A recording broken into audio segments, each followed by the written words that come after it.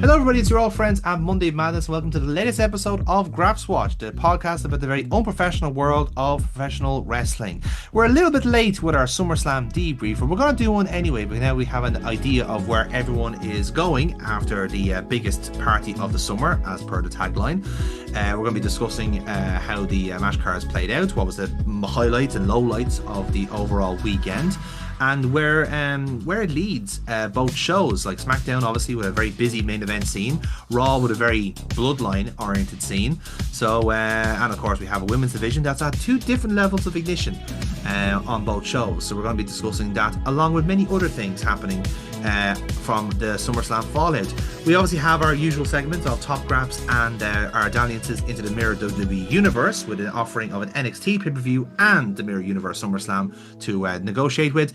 And then we're going to end our podcast then about talking about the big news, which is, of course, Raw coming to Dublin in the Tree Arena, no less, with the pre-sale codes out and ready to go by the time this comes out anyway, and we shall see what the pricing is for that one. But we are all going to be discussing that and all of its consequences of the show being announced, and what to expect, and whether it's going to sell out like it did the first time.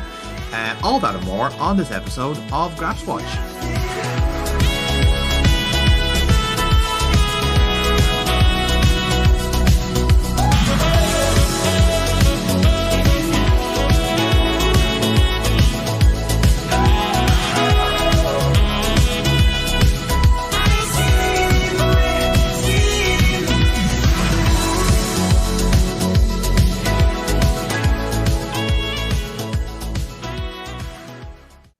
Okay then, so SummerSlam is officially in the books, as you may have noticed. It happened a while back, and we've had a bit of a chance to let the dust settle, to see what the post SummerSlam come down is like on WWE.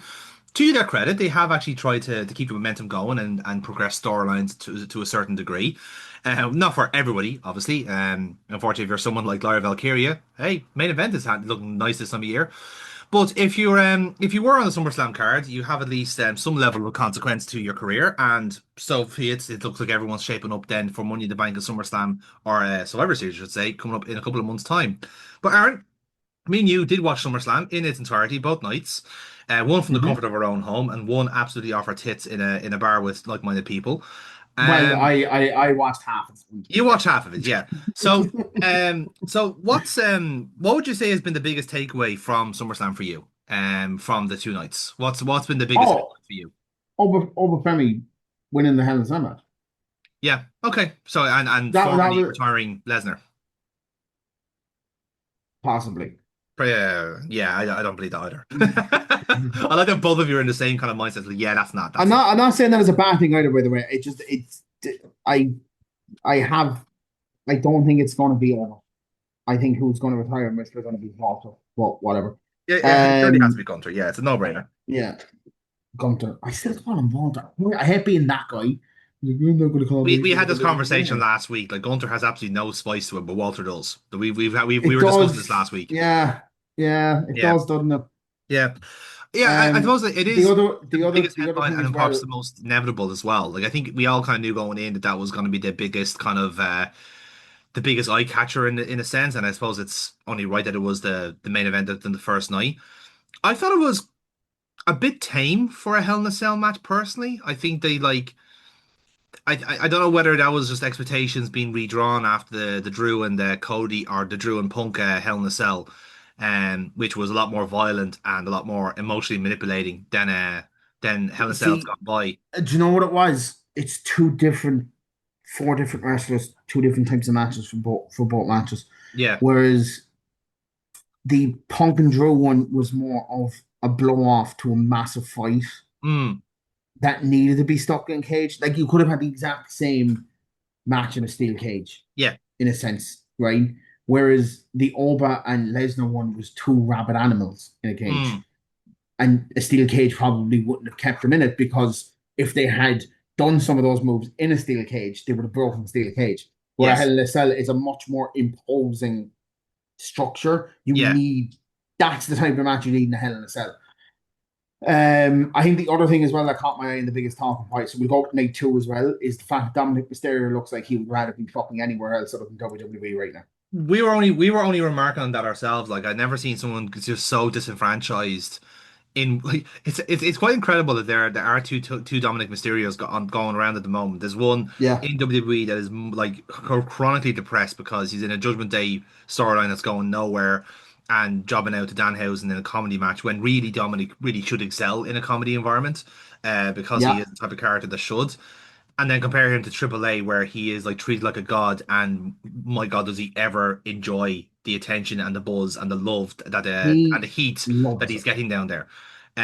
It is just, I showed you, it's just absolutely incredible the difference that booking and the setting of a show makes. Um, but yeah, I suppose like I suppose my kind of last note on the Femi and Lesnar match, I agree. I don't think this is the last you've seen of Lesnar. I think that whole like not to say that I don't believe anything that Pat McAfee says, but I don't believe anything that Moron says. He's generally too thick for words. So like I think I think when you put him on a show there and this kind of semi kayfabe setup that he has, um like saying that he has a retirement match, like that to me is simply a setup to go into the Rumble and eliminate Gunter. That's my kind of view on it. If I was I fantasy book, that's what I would actually, do. I actually don't think that's what they'll do. I Well, don't think that's what they'll do. For another future show, I have an idea of how they'll do it, mm, and I think it'll be very much he'll drag him out of retirement. yeah, maybe I think that's I think it'll certainly be very possible. much. Yeah. I don't think we'll see a lot of Lesnar, but he'll be at Mania. Mm. A la Taker when John Cena kept calling him. That type of booking. Yeah, okay, no, I can see that. I can see that. And I think that's quite possible too, yeah. Um but yeah, certainly I think that's kind of my kind of perspective on it as well. I think what's always interesting with like when you do give Obafemi this kind of like massive rub that he has now, and again, this is the kind of same issue they had at Mania, is what happens next with Oba. Now it looks like they're kind of bringing him into a feud with Division, which for me is fine. I think it stalls the ball to a certain degree because I think ultimately the problem with Obafemi now is trying to keep his steam going until WrestleMania, or at the Hmm. very least the Rumble. So like he can't even really go near the Bloodline yet. He has to kind of go through other mid card kind of grunts at the same time Hmm. while also having this WWE kind of like title shot that he have to use up at some point or else he kind of looks stupid. So it's a weird it's he's in an odd booking conundrum where he's almost like booked too well for his own good. You know, he's almost like got too much momentum and they need to try and taper him off, which is WWE specialty as of late, as we've noticed from other people. So Hmm. it's got to be curious in the sense of how they get to the next step with Oba. Because like I said, there's money in the bank to come, and I don't think he's going to be much of a factor in that. Because if he's in that match, he would be surely expected to win, given current momentum. So like he's in a bit of a tricky spot there, I think. You mentioned Dominic Mysterio, so we'll do all the Judgment Day business in one, I think. So we'll start with the women's match between Liv and Io. I think personally one of my preferred matches from the entire weekend. I think they started off SummerSlam very, very strong. I know Liv can very much live and die by her opponent. I think if her opponent is a good dance partner, I think she gets a better match out of them. Because I've seen a couple of stinkers from Liv over my time, but when It's because she's not very good. she's not very good, but she can follow.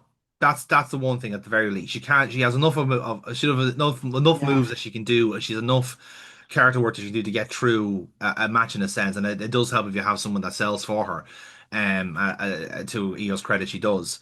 Um, like Mm. this, I know the title reign for Liv Morgan hasn't really gone to plan, and then that's more to do with the clear concussion she got like around WrestleMania season. I know the goodwill has kind of gone around Liv Morgan recently for reasons totally outside of wrestling. But I think she's also very much fallen victim to this kind of atrophy of the Judgment Day, where like it's not really factoring into matches anymore, or into storylines. It's just now expected they're going to be a nuisance. Um, so now like Yeah, but I she's think there's a natural working. end coming for that. There's a natural end coming for that.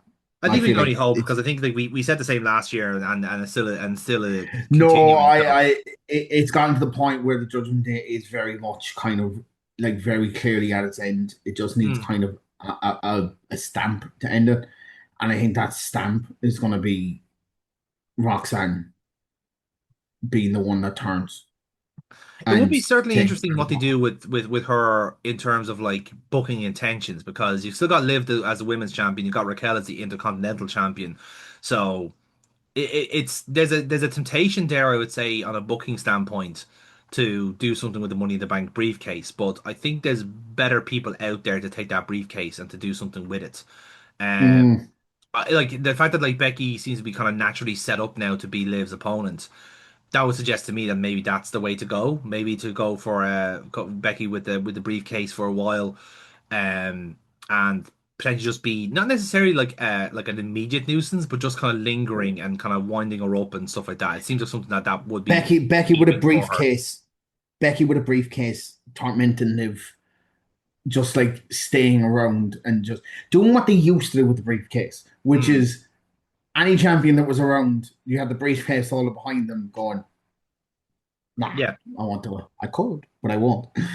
like there's I a lot of think the fun they last could good, do with that. I think. the last time they did actually that well was Punk, Yeah, because even at one point he teased with it with Maurice for the Davis Championship. yeah, Yeah, so it's good. Like yeah. if you book it well, so I can see her doing that.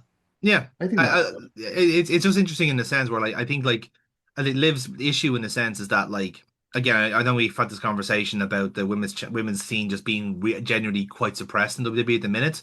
Again, not help with injuries and knocks to certain people at certain times.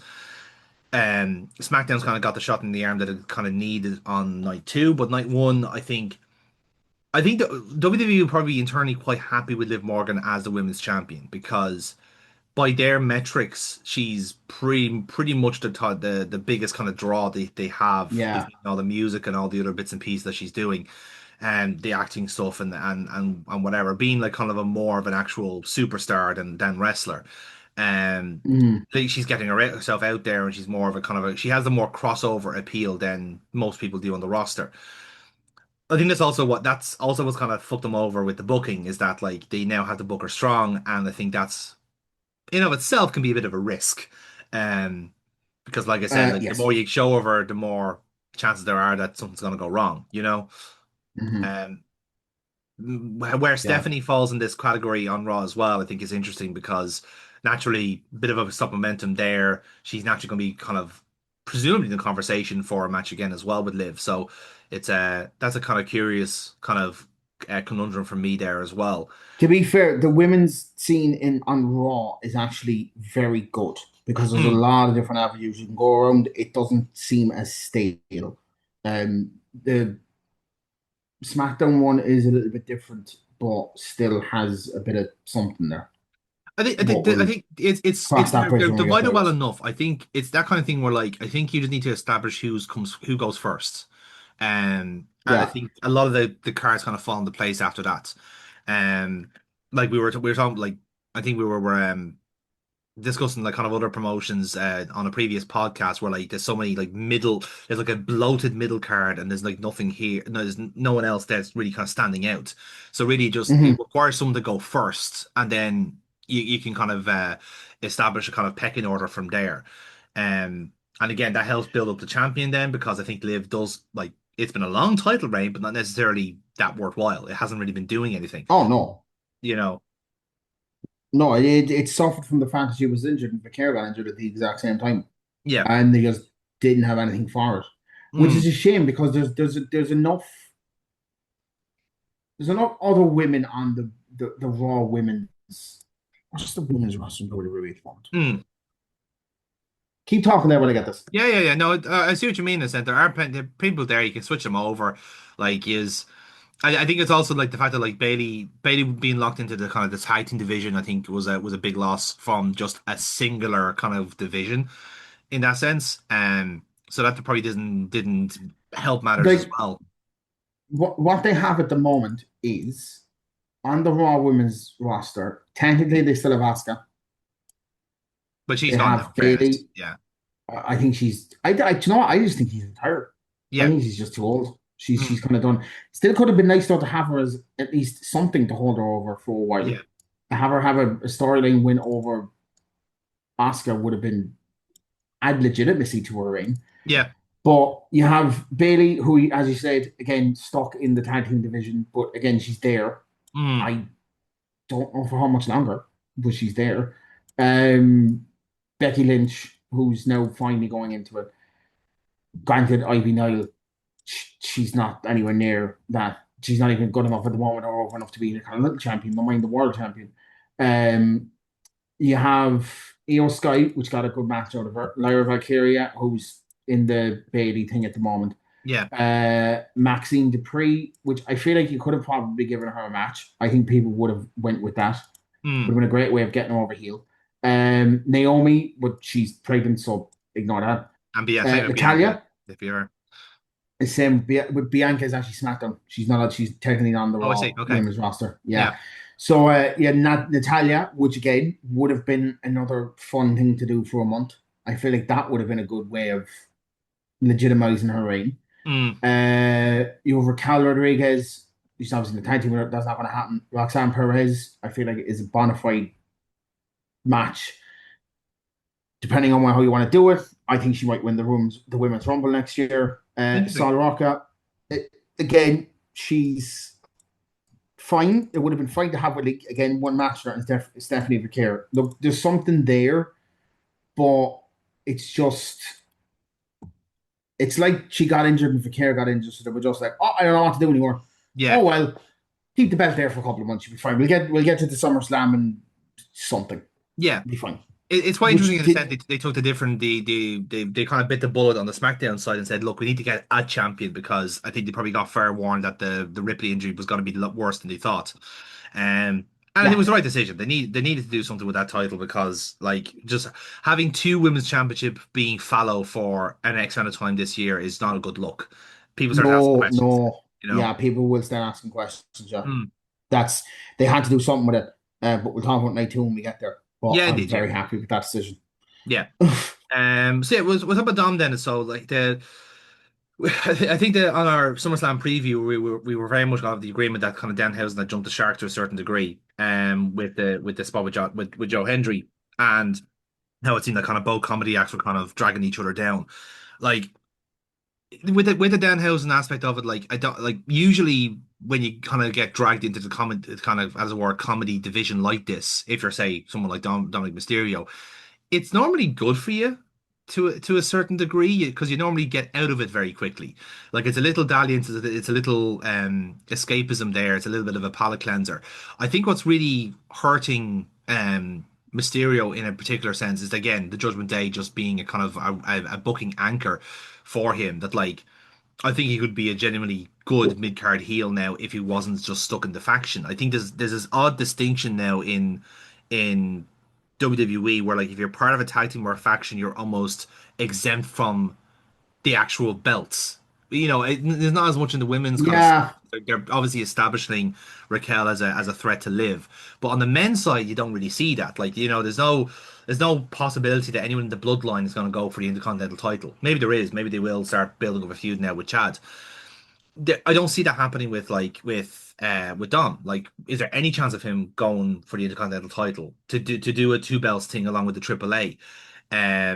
And again, maybe that's just a selling point in the sense that he's a AAA champion. If we put a WWE belt beside him, it's going to diminish AAA. So they've already got their logic arseways from which way they're looking at it. yeah, And at least it was short and at least it was done. It felt like very much they were kind of shirking themselves from like, okay, we know you didn't like the segment, so we're not going to outstay our welcome here with this match. Not that it was not going to be any longer anyway, but it did what it needed to do, and it was probably as predicted, in hmm terms of what actually was in the match. Overall, quite forgettable, I would say. Unfortunately, is always the kind of the maybe you agree with this or not. I always feel like this is always the kind of the shortcoming with Danhausen as he's presented in WWE is that we've established that he's not meant to be a good wrestler. So therefore, I don't have any expectations of him in a match. I just know that he's gonna goof his way through. yeah. And they've oversaturated them. I think there was rumors coming out anyway before that match that it is kind of gotten to a point where he's been overused in the Yeah. last 6 months. Mm, Maybe a bit of time away for 6 months probably wouldn't be the worst. Yeah, I think going for back to him, basics is for fine. I everyone think. involved. Yeah. Yeah, Um. yeah, because it's you're going to get to a point here where people like them, but they're going to be Hmm. asking for someone to tell them to fuck off, Yeah. please. We're kind Indeed. of sick, And I like Danhausen. I'm very happy he went to WWE. Hmm. As we explained on another podcast in the future, he was one of those people that, for some reason, Tony Khan went, "No, you're not leaving. You're my toy," Hmm. and just didn't use him for like what the best part of 7 months. More. I think it was probably 9 months in Right? the grand scheme of things, really. Yeah. So like like whatever. Yeah. But yeah, it is getting to a point where I think this might be, if they continue to use them, people will go back to the Dominic Mysterio match and going, that was the point where everyone was kind of just like, all right, we're done with you now. Yeah. Yeah. Yeah. Piss I off. understand that. Yeah, so So I suppose yeah, let's go into some of the other let's go into the two main events then, shall we? So in terms of the actual heavyweight titles. So we'll start off with night one between Punk and Rhodes. I'd say on the grand scheme of things, it was probably the best match of the two nights. I still prefer Liv and EO personally in terms of just the actual match itself. I think I'm quite frankly astonished that Punk didn't blow his quad out in that match because it looked for all intents and purposes that he did. Um, again, that's not down to selling of the fact. It's the fact that you can see the muscles kind of floating around his leg. So that's something you might want to that check on was the physio.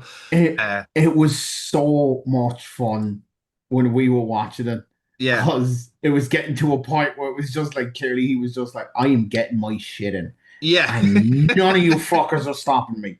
yeah. And it was very fun, I think, overall to watch that happen in real Mm, time. I loved it. I thought it was great.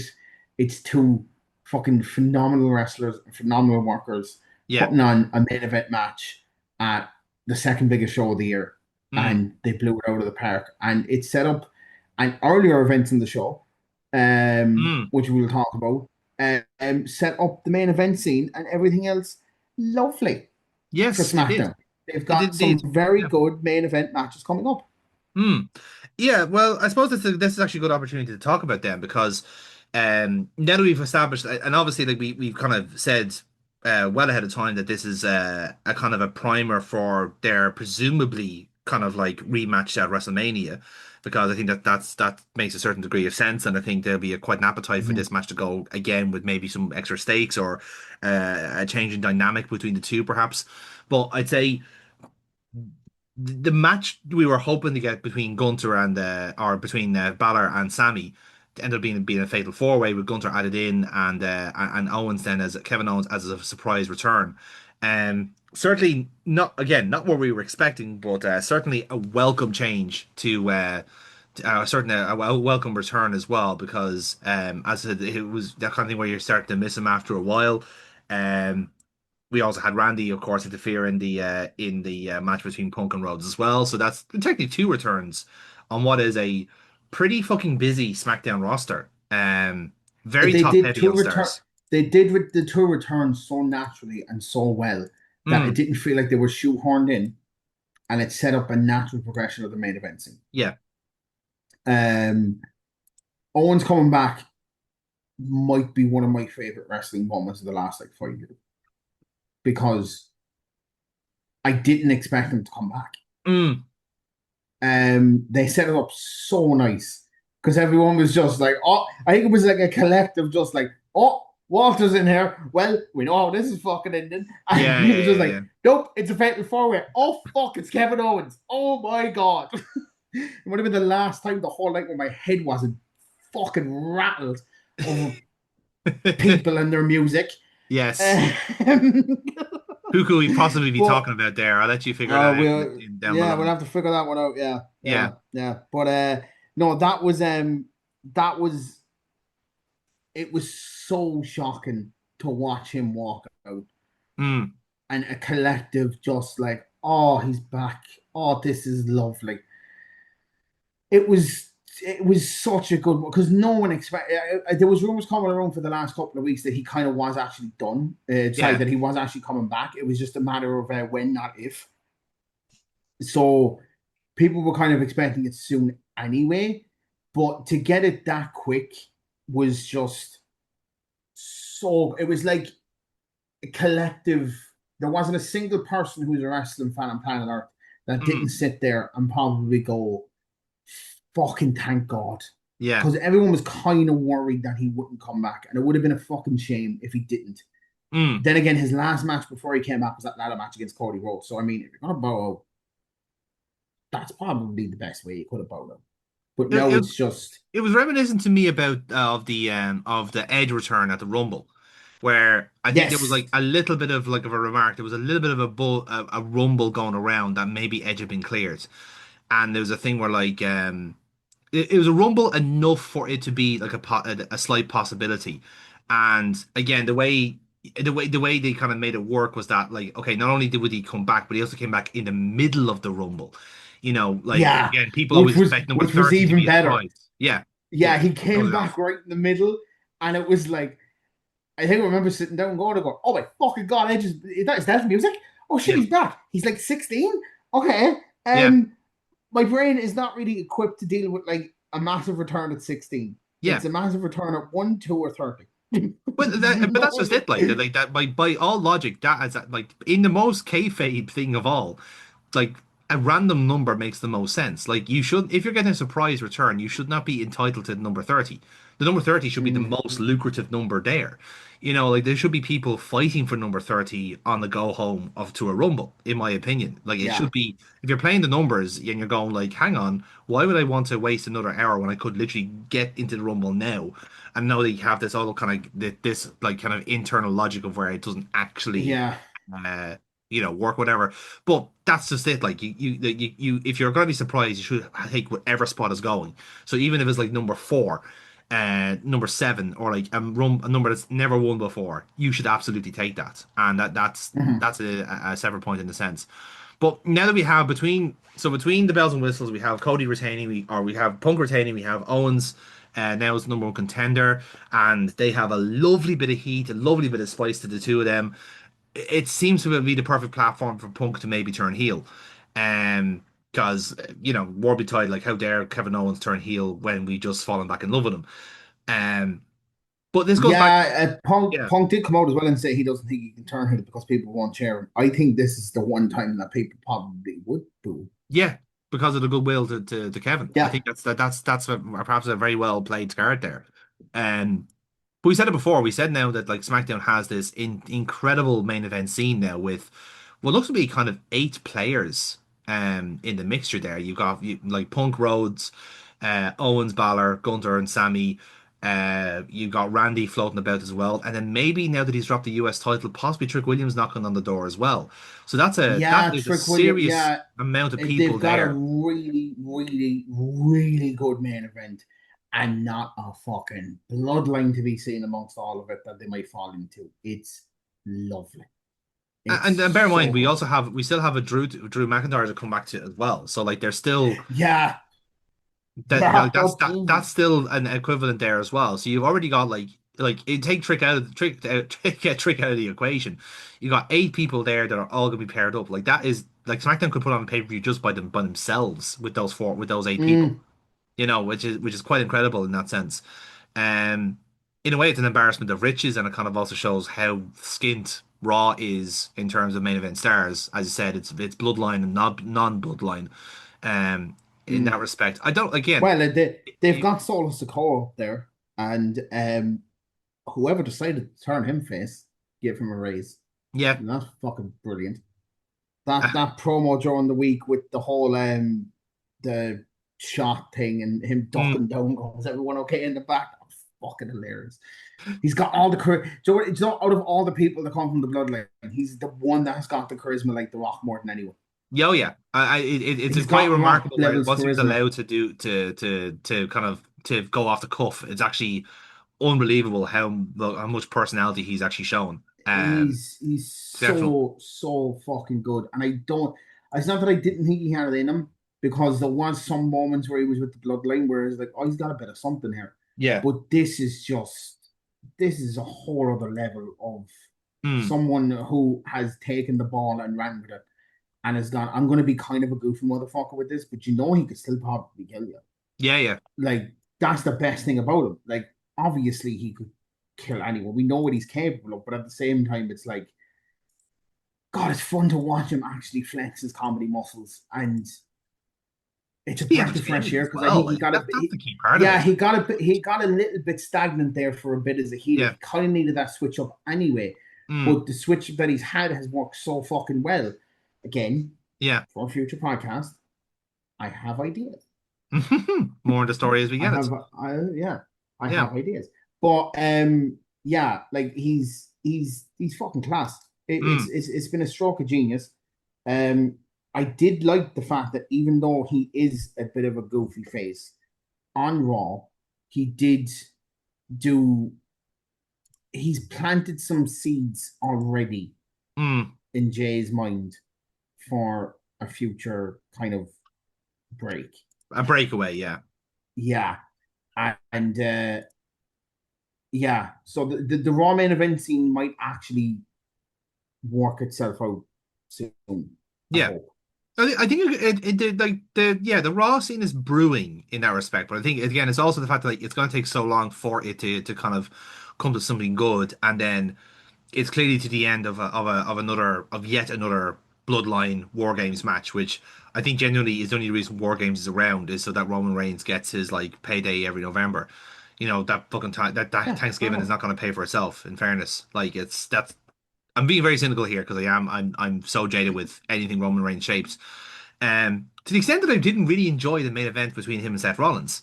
Um, now again, after seeing some of it Mm, back, I'm thinking, okay, I probably was just a little bit harsh on it at the time watching it, but it's nothing that we haven't seen before. It's yet again, it's another one of those matches where like they play out the same match beat by beat, and then it's a sequel to that match, which he also played that out beat by beat, and now this is the third one waiting now to do something new for the last 5 minutes. Um, yeah. Again, I think it was a perfectly fine match. It was a perfectly fine SummerSlam main event. Again, it's just something that we've seen before, and it's sadly something that you just need to kind of like just find new This material for, you know? this has to be it now. Their feud, in a sense, is over. Oh, They 100 can out. still work with each other. They can still work. Like if they do the bloodline exploding and they need a fifth man, Mm, Seth Rollins is a fifth man. So there's stuff there they can work with. It's just let's not ever do this match again unless Dean Ambrose comes back. yeah. Is I basically my internal logic here. yeah. I feel like Rollins is a bit trapped on Raw as well, isn't he? Because if this match, if Yeah, this is very much it now as well, like I mean, like he can't really chase the World Heavyweight Championship again, and he can't really go into the Intercontinental Championship bracket. So what does he do next? You know, if it wasn't like so many people on SmackDown, I'd say maybe he should do a swap. But you do you know, know what he could do? Drew doesn't need to go on SmackDown. they could do a swap. You could put Drew on Raw, and you Mm, could put him with Seth for a bit mm, because they never really had a rematch for the WrestleMania match, at no, least off the top of my head, anyway. So there's something there. yeah. Bring Drew back as a heel. Seth helps the Bloodline at War Games, and Drew fucking hates him for it, which is I think is a That, good. that'd be something. That'd be consistent in the canon. Yeah, that'd be a consistent storyline It thing. Yeah, would be consistent in the yeah, canon. Yeah, there's something there. I yeah, like maybe. it. Yeah.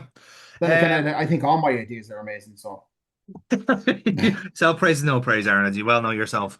Um, let's look at some of the other title changes then that's happened. There was quite a few actually over SummerSlam. So if we're going from the start of the night, we would say, well, I suppose like the only ones that actually retained would have been Fatal Influence against the Bella Twins in the most fucking predictable heel turn I think I've seen this side of Jericho. I think to be honest. it was so funny as well when you just had Nikki Bella clearly like getting ready to do it and putting on a bitch face like 2 minutes before it was supposed to happen.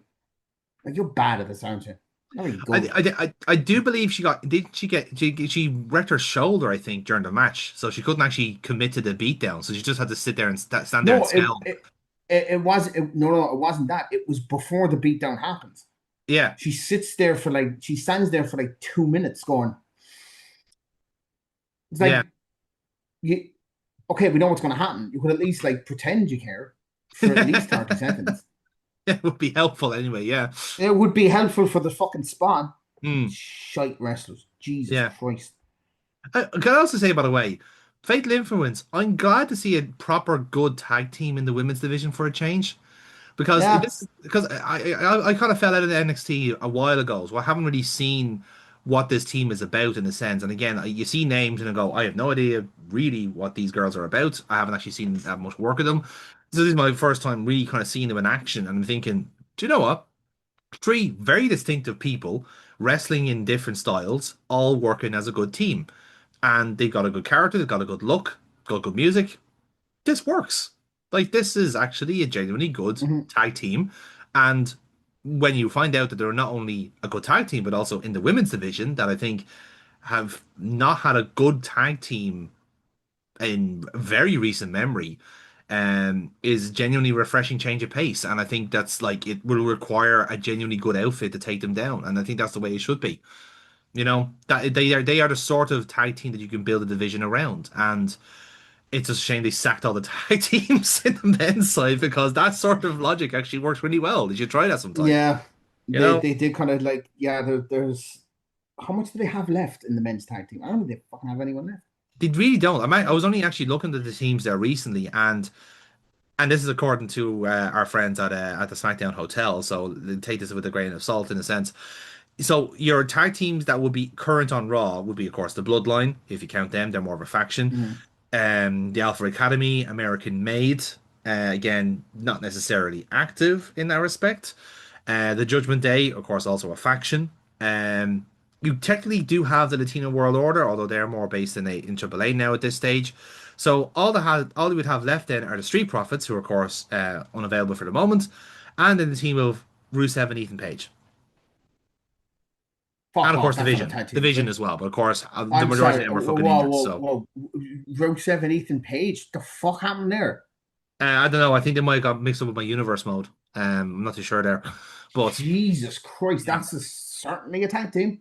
yeah, it's a That's choice. certainly Yeah. certainly two wrestlers that are with each other fighting for tag team titles. Yep. Fucking hell.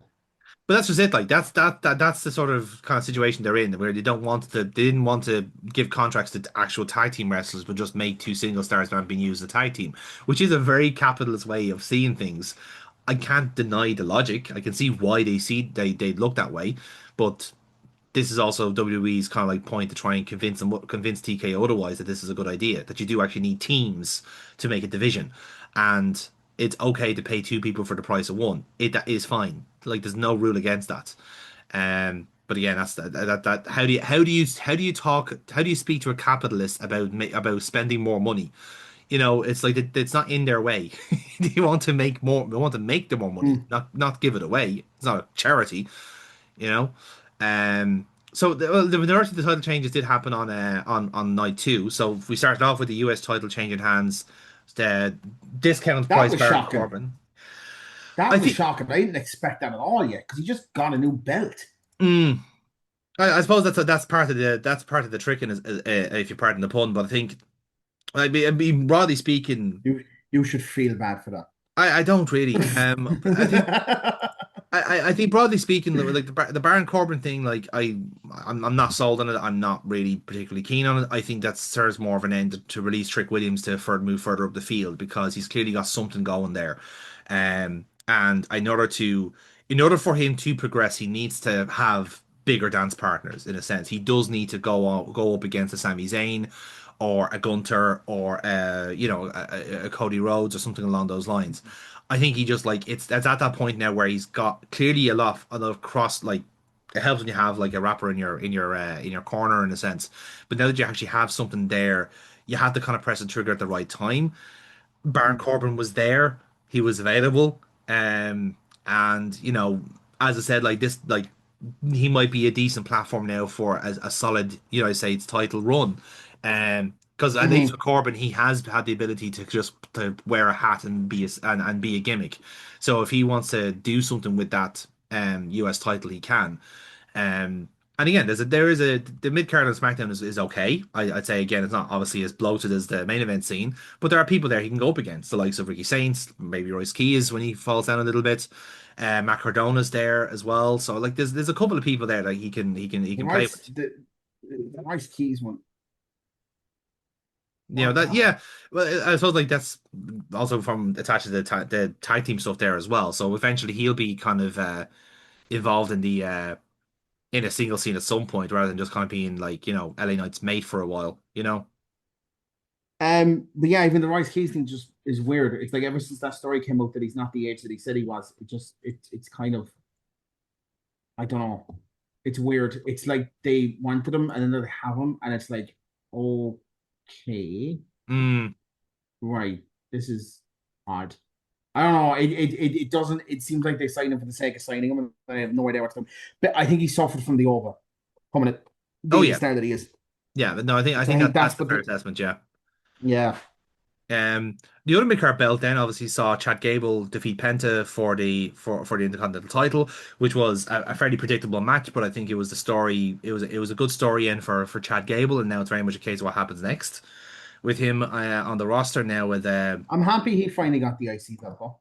Good yes, for him. yeah, it's odd. Like it's because the story has gone so long now. It feels like it's kind of lost its emotional punch, or it in a sense where like it was so bound to happen that like you couldn't. There was no real sense of jeopardy in it.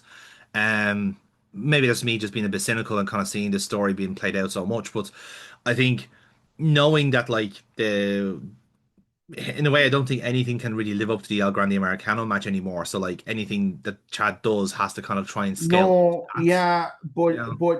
to be fair, this is actually technically the end of that story. It is, yeah. Well, I'd say it's the epilogue to it. I think, yeah. Because that was the only reason why he ended up doing the El Grande in storyline was the other reason he ended up going that route anyway. Because he couldn't Yeah. defeat mass wrestlers. And then he learned how to be a mass wrestler, appreciated the art form of being a mass wrestler, and then ended up winning the IC belt at the end of it. That is actually kind of the end of that storyline now. I hope he Mm, has a good run with it. They seem to give the IC belts, the mid card belts, a lot more juice. They um Penta did get a decent reign. Was it like yeah. 11 defenses? Mental like that. When was Mm. the last time someone had 11 defenses as a champion? That That's wasn't Roman Reigns for 4 years. that's the trade-off they're going to have, you see, on Raw, because they're not going to have Reigns on every week, and certainly it's not going to be an active title, as much of an active title as it is. So like much like the mistake that they made in the Lesnar days when he wasn't on was that you have like a 3 hour episode of Raw where there's no real titles on the line. There's no like obviously you had John Mm, Cena's kind of reign, which helped a good bit in that time, but that was a very fleeting part of period of time there. So you have a lot of wrestling that's no real point to it. There's no real yeah, consequence to it. It needs to like go somewhere. And I think that's where Chad Gable I think has an opportunity there. I think I said in the last pod that like this could be the work rate championship where he puts on like clinics every single week, and that is the kind of the TV main event for all intents and purposes. Um, does he have enough people to make a division like that on Raw? Probably not. But there's the likings of Russo and Eden Page there is a start. Maybe a few people in the division can fall into there. Javon Evans is obviously is a gem, so he'll be someone that can fall in there as well. So I think there's yeah. enough there, but it's the There's will. enough. Did he have the will to No, do it? yeah, no. There's enough in the mid card that I think even if they even give half of shit, it's fine. I Yeah. think their mid card, the mid card on Raw is actually preferred, to be Mm, quite honest. yeah. I think you could probably end his one of the key storylines because what about Seth not doing anything? Yeah. It'd be very good to see Seth go down into the Intercontinental title scene and use it as a way of giving Chad Gable legitimacy. Mm. Would be interesting. All right. Yeah. If if he ends up not winning it, if Seth doesn't end up winning it, right, and you give Chad Gable a bit of a run there, where Mm. he's going up against a bona fide main eventer.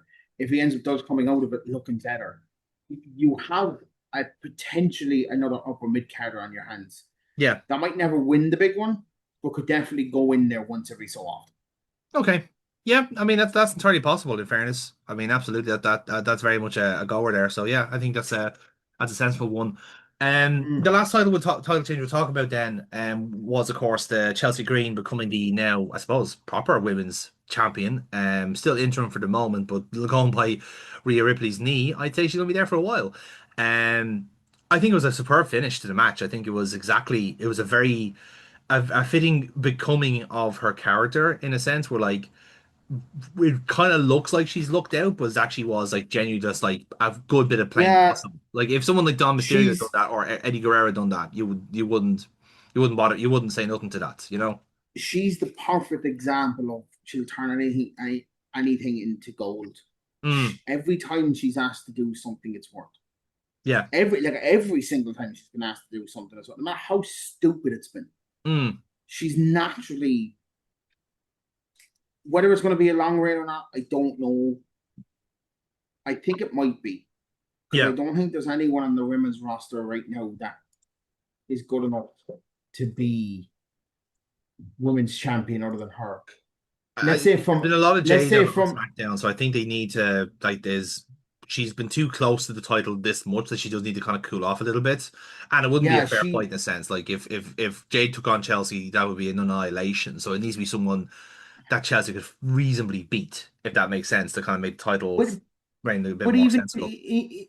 actually doing a storyline where Jade thinks that she's better than her and she ends up fucking losing is a grand way of doing it. Yeah, Like it's fine. I think the natural end to this is probably let's see how long Ray is out.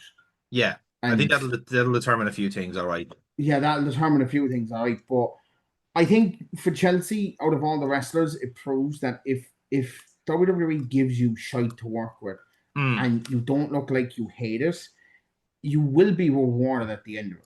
yeah. Like you really will be. Because she's good enough.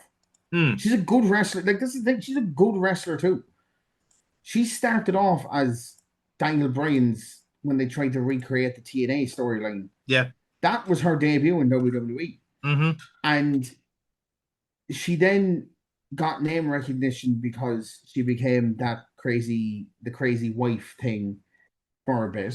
The Jilted Bride In character in TNA was Jilted Bride, unbelievable. It was it was fantastic. on.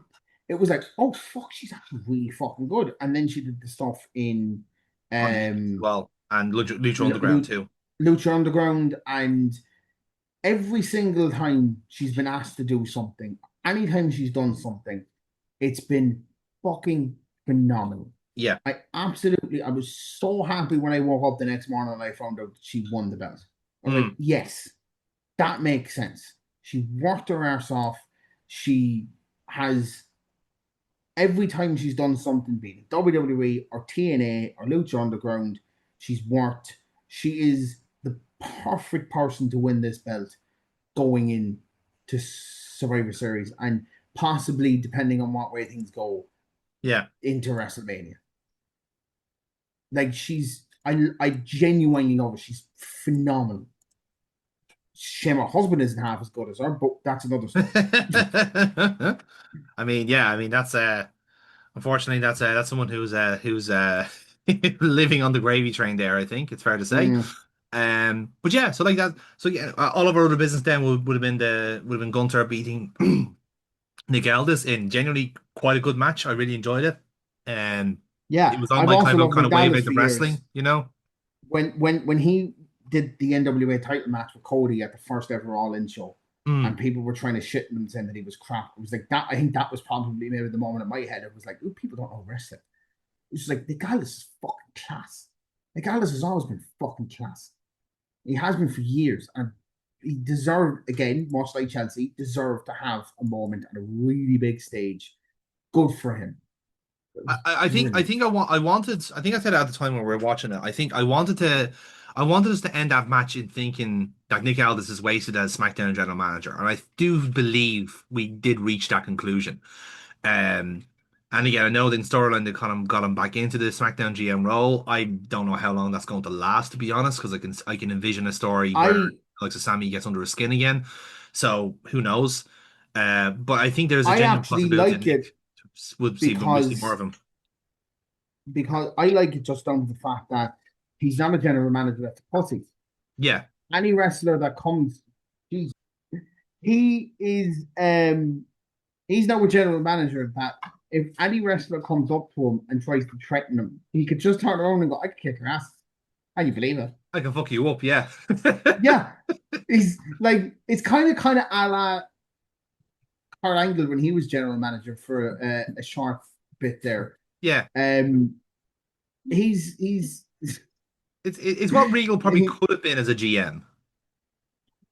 Well, he was not as GM, to be fair. He was Yeah, but in Intercontinental terms of Champion in like WWE. the Evil King Regal is what I was referring to, as opposed to Yeah. NXT, where he was kind of shitting himself over Oh, Matt yeah. Cesaro. Well, he wasn't really shitting himself, I suppose, but Yeah. I get what you mean.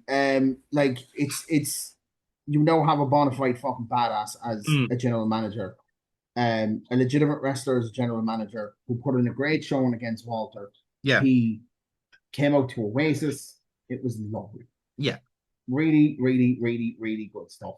It was. And yeah, I'm happy that he got his moment, and I'm happy that the fans reacted to him, and he got his little moment at the end with Mickey James and his kids, and the whole thing was just great. I'm very happy for him, and I hope he doesn't have to wrestle all the time, but he can wrestle once every so often, and it can be good. Yeah. I Let's see have him a again. feeling that yeah, like I have a kind of a half a feeling that his next match might be not Sammy, but maybe Drew.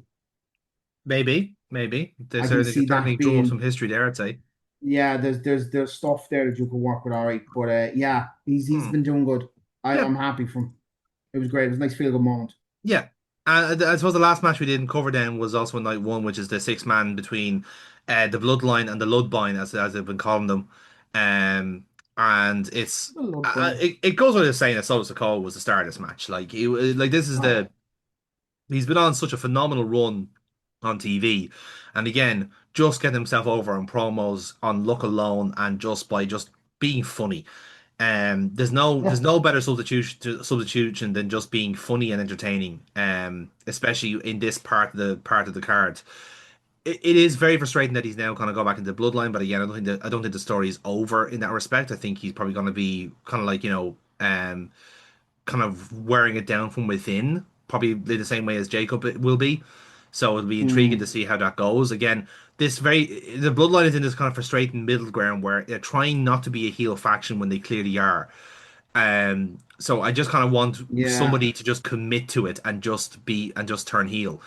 Like this kind of baby face or like just like a like respected bloodline kind of like family thing doesn't work for me.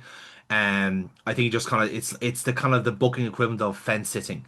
We're not They're bad natural. guys, we're not good guys. We've too much history to be good guys. They're You know? they're naturally a heel team. Yeah, Just in yeah, general, exactly. they're And it's just just that's the way it naturally is. It's the way yeah it should be. You know? Is it yeah what would happen if evolution turned face? What yeah. would happen there? Like it's not right. Like it'd be against God and nature, you know? It's Um against God and nature. I did actually didn't realize that fucking pun there at the end. What if evolution's against God and nature? RFK Jr. 2026. Uh, very much so, Mm. yes. Well, like the man himself. So yeah, that's a wrap up of SummerSlam. And so let's switch then to our regular scheduled broadcast of our top graps list.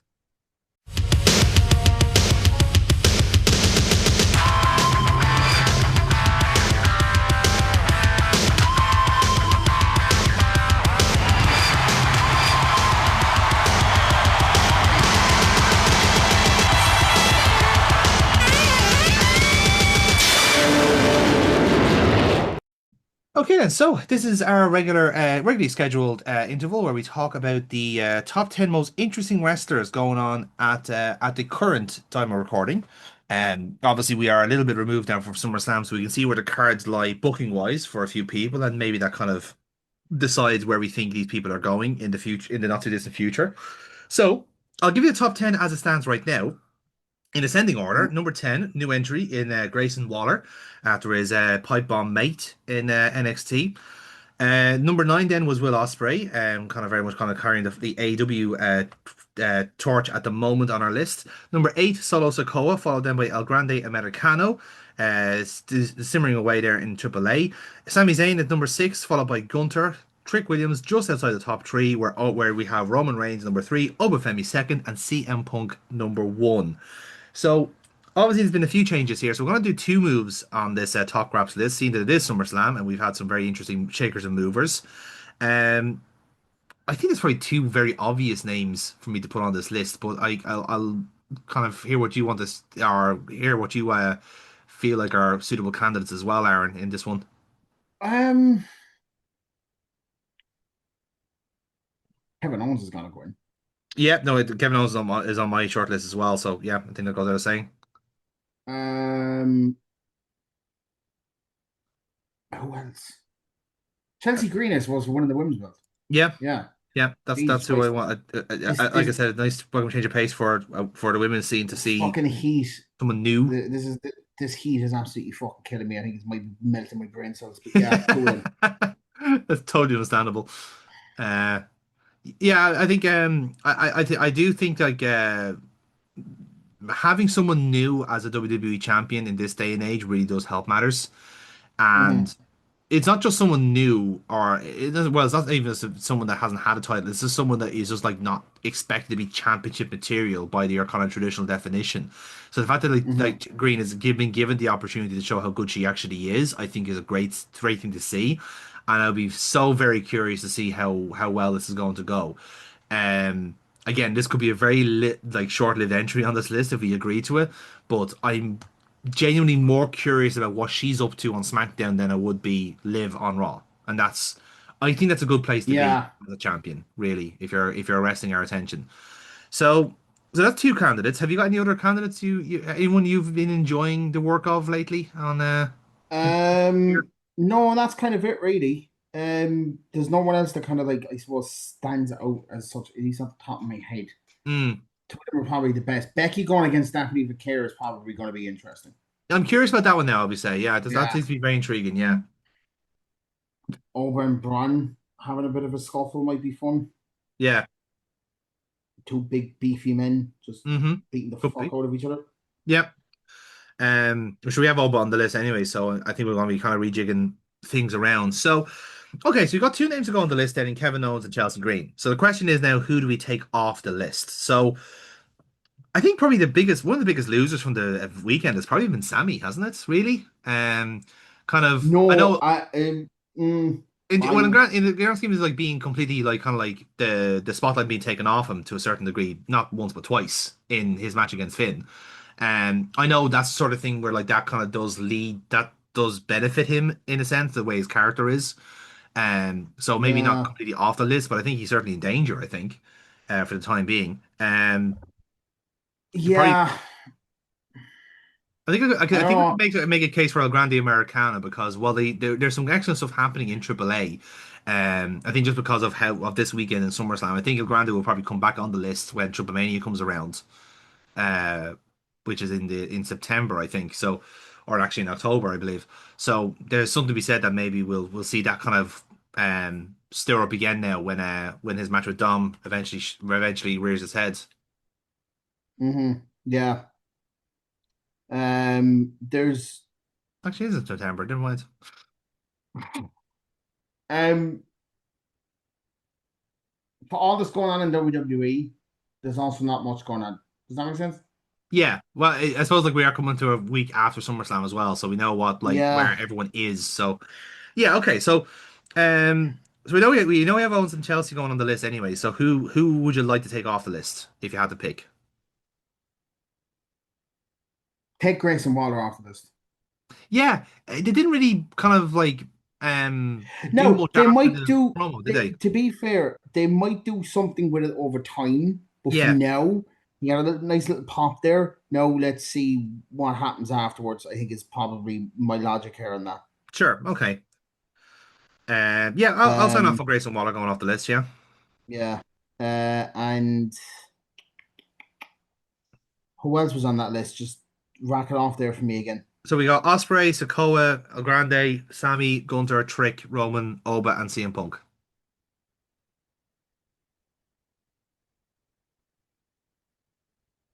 It's a good list. It's a great list, even. Mm, great. This is why it's a challenge. Look, I'm just gonna go with the fact that I don't watch AAA weekly to use this as a reason to take El Grande Americano off. Yeah, I Just don't because think it'll be I off the list for long anyway, because like I said, Triple Mania is like literally like in like this time next month. So I Yeah, think that his time will yeah. come up again. So yeah, I think we'll take him off the list very temporarily anyway. So the question remains then is who? So we have Owens and Chelsea due in.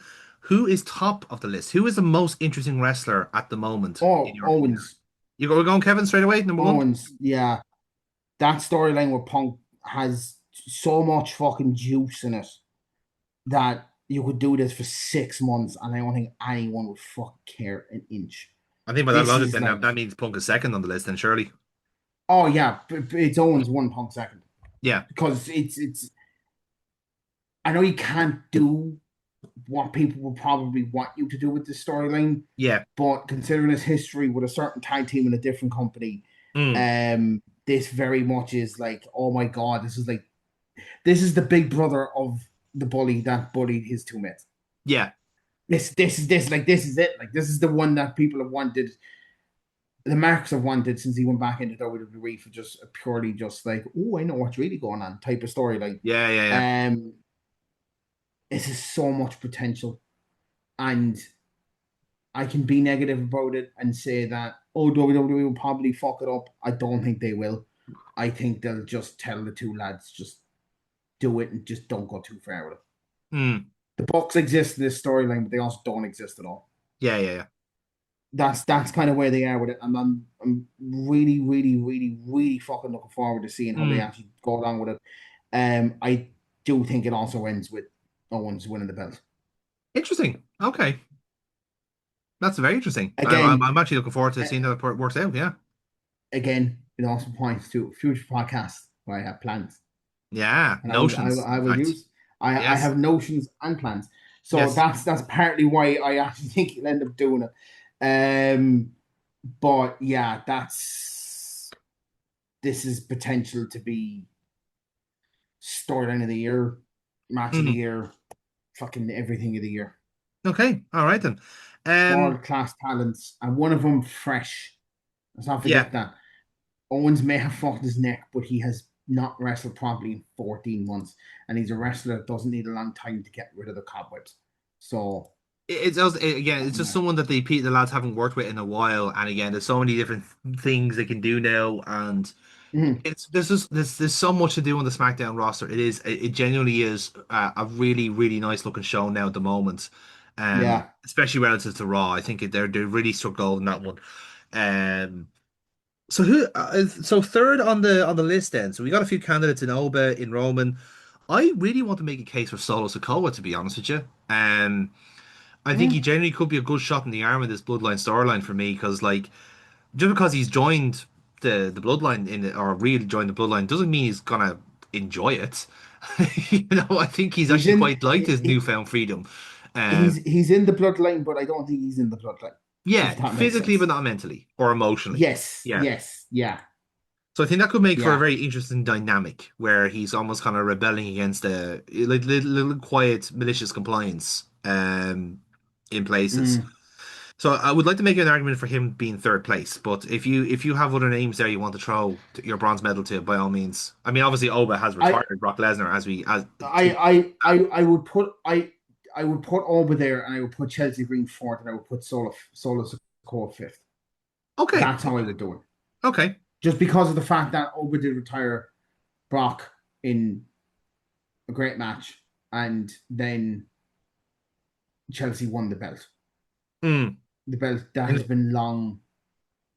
Everyone wanted, everyone thought it might happen, but no one yeah, actually probably believed that it would happen.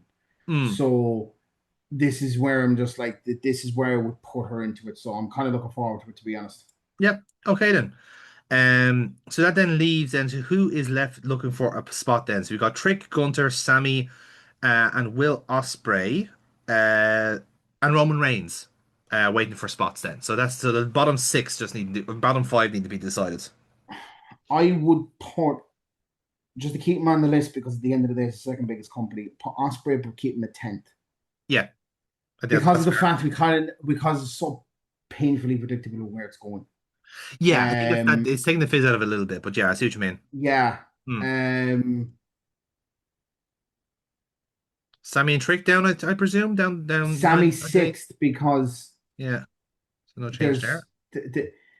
Yeah, Sammy's sixth because he now has 4 people he fucking hates. Mm. But 2 people he fucking hates. For argument's sake. Fighting for the belt that he feels like he's rightfully entitled to. Yeah. One of them in particular being his best friend that just came back and took the match off him. Mm. There's something there. Yeah. It can be a very valuable third cog in this wheel.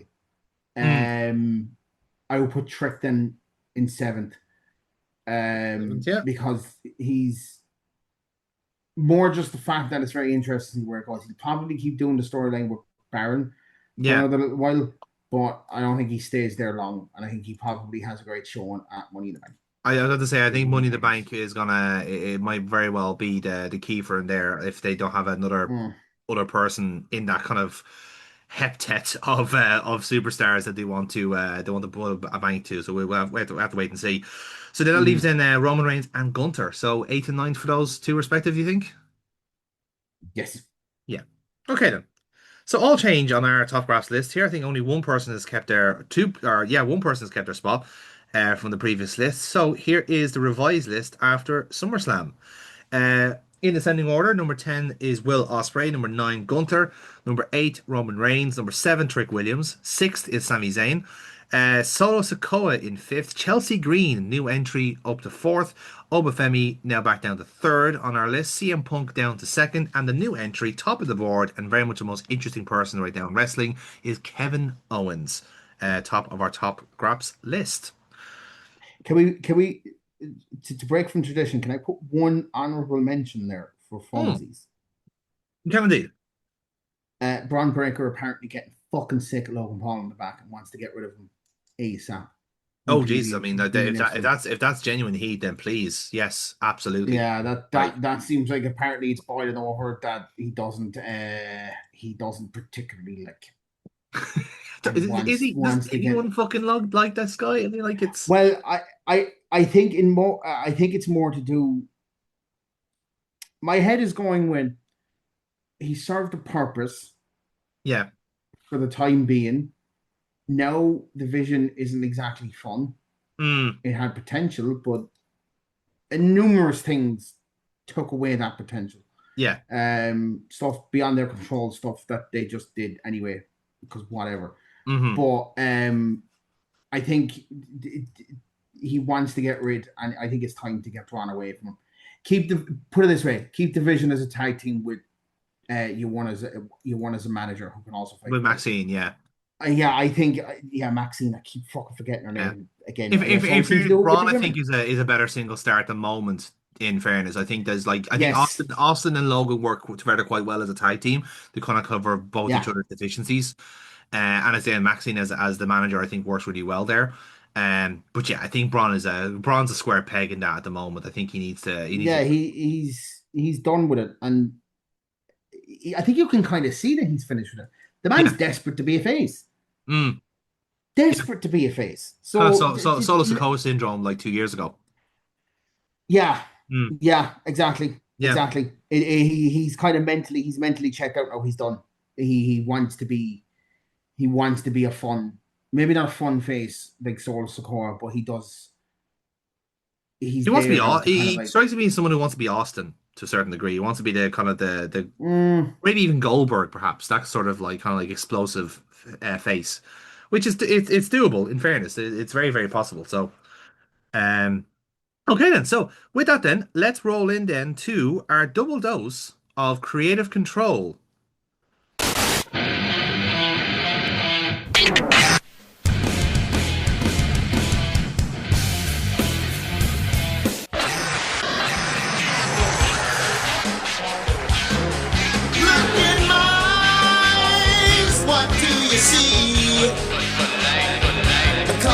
Personality. I know your anger. I know your dreams. I've been everything you wanna be. Oh, I'm a cult of personality. Like Mussolini and Kennedy. New world order. I'm the cult of personality. The cult of personality. The cult of personality. So, this is our realm into the Mirror WWE Universe, because we do love a bit of fantasy booking on this show, as Aaron has alluded to multiple times. It's a future podcast we will be doing, where we're trying to get ourselves up to WrestleMania. So we're doing something similar in the Mirror Universe, where we are now at SummerSlam in that Mirror Universe, and we're seeing how our respective rosters and cards and all these other little booking intentions we've set up over the last while has paid off. I'm just going to double check now to see if there's any other business from the other shows. It doesn't look like there's anything massively on. Obviously, we have an NXT pay-per-view to review, which will be NXT Heatwave. Made sense to do it on the same weekend as SummerSlam, in my opinion. So I've thrown it in here. On the AEW side in the Mirror Universe, it looks like we're actually possibly getting a canon tag team between Will Ospreay and Jon Moxley. As the two apparently shook hands after a match in the main event. So we might be getting an Ospreay, a Moxspray tag team between two there. A Moxspray, so Moxspray, yes. On Impact now, so Impact, if you might remember, Samoa Joe is appearing there as well as being the NXT champion. So he issued an open challenge on Impact and was answered by Moose, who then beat him. So it's quite interesting in a sense where, like, on NXT, he is still the God King of NXT and still champion, but on Impact, he can't buy a win. It's kind of funny how the booking works. I there. do love how that's the most TNA booking ever. It is, isn't it? It's really, really It's TNA almost booking. Painfully TNA booking. Yes. So we have two pay-per-views here to review. Now, Aaron, you'll notice that you are the only person here for this podcast, along with me. And I do believe this is the first. You, and the voices in my head. Yeah, exactly. The voices in our head. So this is the first time that we've had a solo go at this W Universe stuff. So here's what we're going to do. So Aaron, if you want your creative control, you're going to have to correctly guess the majority of the matches that I'm going to throw at you. If you do not get the majority of them right, I get the point of creative control, and I get to meddle with everyone's universe and wreck shit. So I'm very much the Joker in Belantro here. I'm just going to wreck shit and see what happens. So let's see what happens here. So your first event is NXT Heatwave. And your assignment here, it's 7 match cards. You're going to have to get 4 of the 7 right to get a point of creative control. Okay. So, your first match is for the NXT Tag Team titles, and it is the defending champions, the Wyatt Six, which would be Joe Gacy and Dexter Lumis in this case, against the Usos. And of course, that means I'm implied to go for the Wyatt Six. And the Usos did win the tag team titles in this respect. So, Aaron, you got the first match right. Next up then is an Extreme Rules match between Ricky Saint and Jay White. This feud has been bubbling over now for the last 2 months, and this is the blow-off.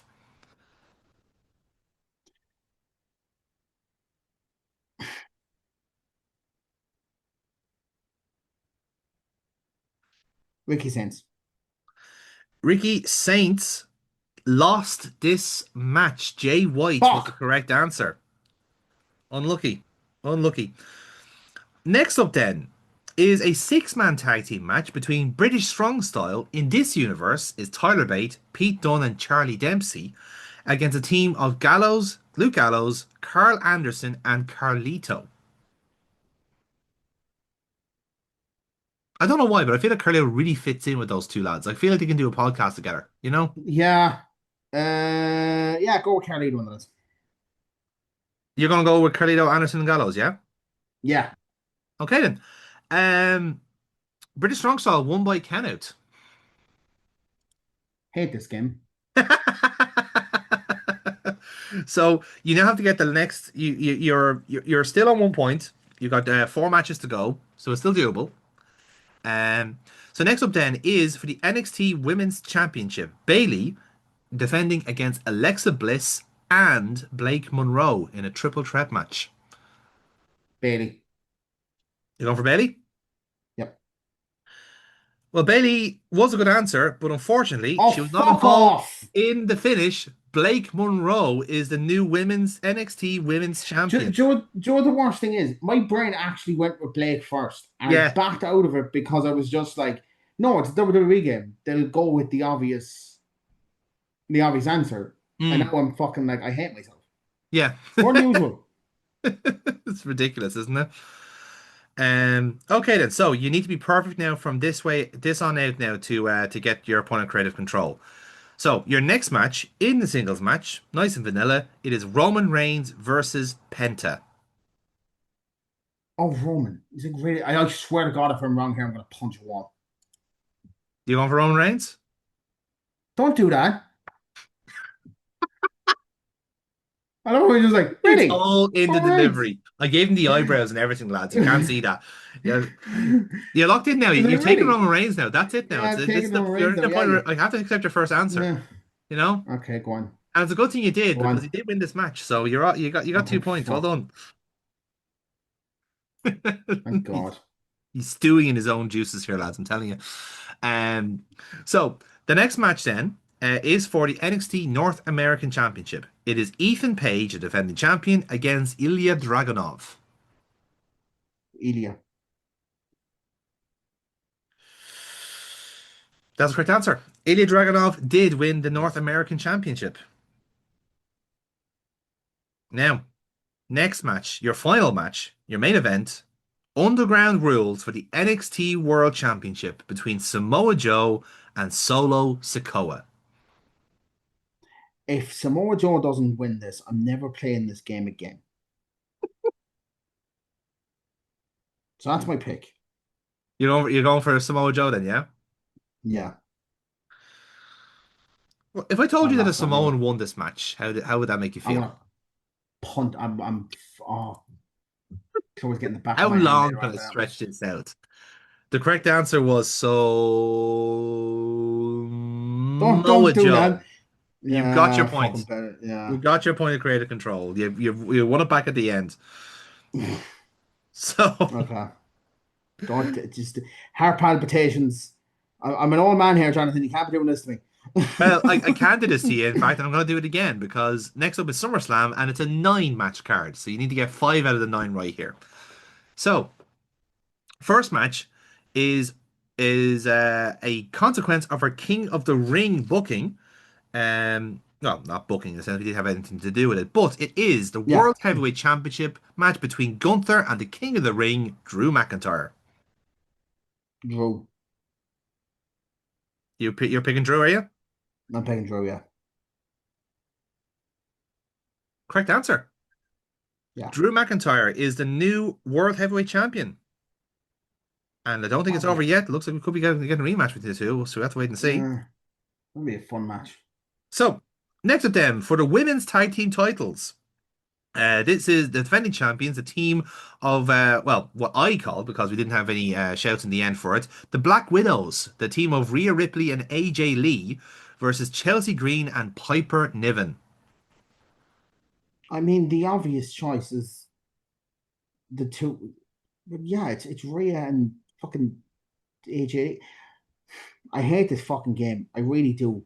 Because the logic in my brain is like, obviously it's the two legends. So yeah, go with them. Go with Rhea and AJ. Correct I'm answer. wrong, aren't I? Oh, thank fuck. The correct answer, yeah. They did retain their titles. Sticking with the tag team titles, the men's tag team titles, more specifically the Raw ones, on the line in a ladder match. The Dudleys against the New Day. Dudley's. Oh no, New Day. New Day. You sticking to the New? You going with the New Day? Yeah, I'm gonna go with the New Day, yeah. You should have stayed with the Dudleys, Aaron. Fuck! You should have stayed Hate with this the game. Dudleys. They're on a hell of a run. Stupid game. Yeah. Stupid game. This is not 1995 anymore. Come on, lads. Well, according to Mirror Universe, they are fresh as a daisy. So next up then, a bit of a marquee match, a bit of a clash of generations. Cody Rhodes versus John Cena. John Cena. Correct answer was Cody Rhodes. now to mark the half mark of SummerSlam is the other, as it were, the Queen of the Ring consequence for the Women's World Championship, the defending champion, Nia Jax, against the Queen of the Ring, Bianca Belair. Bianca. It's actually Nia Jax who won this match, would you believe? I hate Right? this fucking game Nia so Jax much. retained. Yeah, Nia Jax is on a roll. She's been champion now since February in this save. So there you go. She's on a 6 month run. It's exactly what she deserves. She's the best Samoan female wrestler ever. I'm just gonna There's pretend I didn't two. hear that. So The thing is that there's two. So So, next up then is our first bit of creative control on SummerSlam, which is a street fight between CM Punk and Kevin Owens, successfully predicting what the feud that we would get in the real world. yeah. Let's go Punk. You're going with Punk? Yeah. That Punk is the has correct won, I answer. know that. CM Punk Oh, did okay. win this Oh, match okay then. by tapping out Kevin Owens with the Anaconda device, no less. Oh, Mm. So you're on 3, and we have 3 matches to go, so no pressure. Next up then is the WWE Women's Championship match between the defending champion Becky Lynch and Roxanne Perez.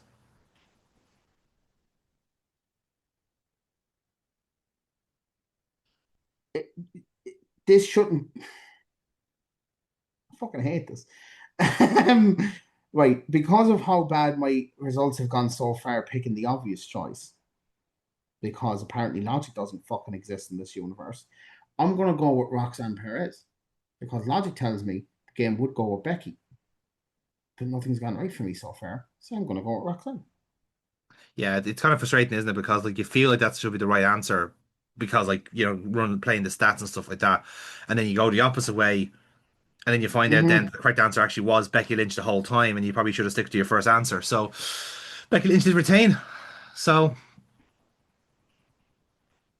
you're having a great time, Aaron. I can tell you're having an I'm absolute not. fantastic time. I'm not having a fucking. I fucking hate this game. Dead So inside. next Dead up inside. then is a triple threat match for the Intercontinental title. Seth Rollins versus Bronson Reed versus Braun Breaker. Braun Breaker, I guess. Braun Breaker, okay, to win the Intercontinental title. He didn't. In fact, he had the pin. Seth Rollins retained the Intercontinental title. So, unfortunately, you are not going to get Critical Control on SummerSlam, which means I do. And I get to break stuff. But to see us off then is the main event for the undisputed WWE Championship between Randy Orton and Finn Balor, as per our Creative Control request. So this is a free hit. Who do you think won? Balor. I don't fucking care anymore. Fucking You're right not to care. Unfortunately, Balor did not win this match. Randy of course Orton he didn't. retains and is still the WWE Undisputed Champion. I'm So, kind of glad it didn't come down to that, to be honest, because I probably would have fucking just slammed my laptop closed. yeah, it's entirely possible. Between the stress from this and the fact that I've got a certain transfer going along in this fucking game as we play along, I fucking hate everything. So, right then. So, we have one creative mark of creative control each. So, Aaron, I'll get yours first for NXT Heatwave. So, if I don't know if you want to do something on your own brand or you want to do something for AEW because the next pay-per-view is all in on our calendar. And we only have one match set, which is MJF versus Shane Strickland with Adam Page as a special guest referee. But if you have any other ideas or any things you want to see in the universe, by all means, throw it out and we'll make it so.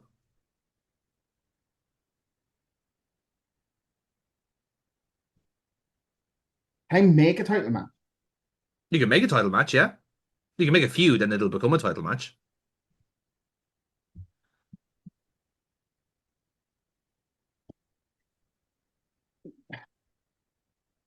Is Joe still champion, isn't he? Joe is the defending champion on NXT, yeah. Too little. Let's put man all in. You want to put him on all in? Have him fuck some shit up in the world title scene. Champion of NXT will go into a feud with the champion of, or be inserted into the feud of the champion with a champion of AEW. You didn't hear the last podcast, did you? No, I didn't. So we did a Forbidden Door pay-per-view. He's already done this, hasn't he? Technically, yeah, because we did a Forbidden Door pay-per-view where it was not just AEW or and TNA stars, but it threw in the NXT stars in the mix as well. So we actually already had a match between Samoa Joe, Swerve Strickland, and Baron Corbin, who's the current TNA champion. And kind of awkwardly, Baron Corbin won the match. So kind of derailed plans in that respect. Now Joe can still appear in AEW and still fuck the main event up, but that's also with Adam Page as a special guest referee. So there's a lot of shit going on in that match. You know what? Actually, do that. Fuck it. Have him fuck Shane Strickland. Just Swerve. Sorry. Have him fuck Swerve. Continue the storyline that we kind of already had.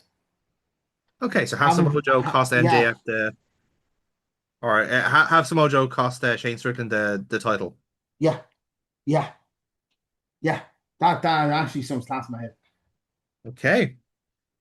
That also means that like when we're predicting the match for for this segment, it's going to be a complete moot point. Yeah, no. Okay. You Well, see, so what the funny thing is, no one else listens to it. some people do actually. You'd be shocked to hear. No, but I'm just saying, if it comes to the point where it just so happens that no one has listened to this podcast, this Yeah, is like yeah. the one they've missed, and we go into doing this the next time. I know the winner now.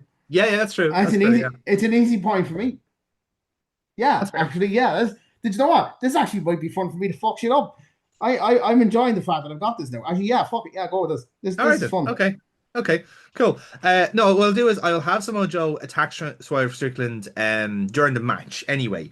So he'll be interference Mhm. in the match and whichever way the cards fall, that will be then the factor into terms of the predictions. Because like Swerve could still theoretically win, especially because it's automated, but it'll definitely be the cards outside of his favor as well. So Yes. we should see how that goes anyway. So that will serve Yeah. as a bit of drama. And technically that means Samoa Joe is appearing on 3 promotions. God love him. Have fun with that. He's he's good enough to do it. Yeah, Small that's Joe. fair. That is absolutely fair. So when it comes to my point of creative control, and I'm thinking to myself now, what do I do? Do I make a nice decision or do I go completely chaotic evil? Because I'm so fucking tempted to go chaotic evil. Go chaotic evil. That's what I Yeah. do. That's what I love picking my spots. Mm, mm. Yeah, that's what I'm trying to think now. What will I do? I am torn on two potential things I could do. So my chaotic evil choice is I could break up the Judgment Day, split them off altogether because Dom and JD are tag team champions, and Liv, Raquel, and Roxanne are all doing their own thing. Finn is on a singles push, so that's an option. Or I could retire Chris Jericho. Oh, well, the obvious answer is retiring Chris Jericho. Hmm, that's what I'm thinking. So, okay, I'm going to retire Chris Jericho. Good. However, we Someone need. fucking has to. But what I'm going to do is I'm going to give him a send-off feud. So the question is, who's going to retire Chris Jericho? What brand is he on again? He's been now switched to Raw. Um, Who else is on Raw? well, you see, there's been a few rejigs in the last while. So, notwithstanding people that are in the main event picture, because I don't think they'd be really appropriate. We'd have a couple of candidates in. Let's have a look here. This list is a little bit out of date, but we do have Cody Rhodes. We have John Cena. Um, we have Seth Rollins. Actually, do you know what? That's it. I'm gonna have Seth Rollins retire Chris Jericho. Yes, Seth Rollins. Seth Rollins actually makes sense. And That's actually a good appropriately, show.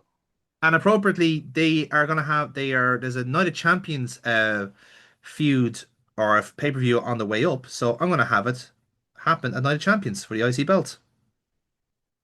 Let's go away doing it. Yeah. This booking shit's easy. Mm. Now again, Chris Jericho Who needs? could still win that match and end up retiring. So then it'll be basically dissolved. It'll go for grabs again. So that could be very interesting.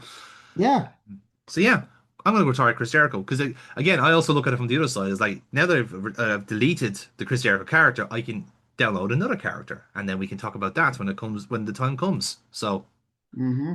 I hope you like Chris Jericho because he's not long for this Mirror Universe. He's gonna disappear into the fog. Um, or if you prefer, maybe he's Thank actually getting tried God. for being an insurrectionist. Who knows? Anything is possible in the Mirror Universe. We just have a little bit more time then to talk about. I suppose like we be remiss of us as a Irish wrestling podcast if we didn't talk about the big news. Aaron, have you heard the big news? I've heard the big news. There's a signing that an MMA fight. Jerry.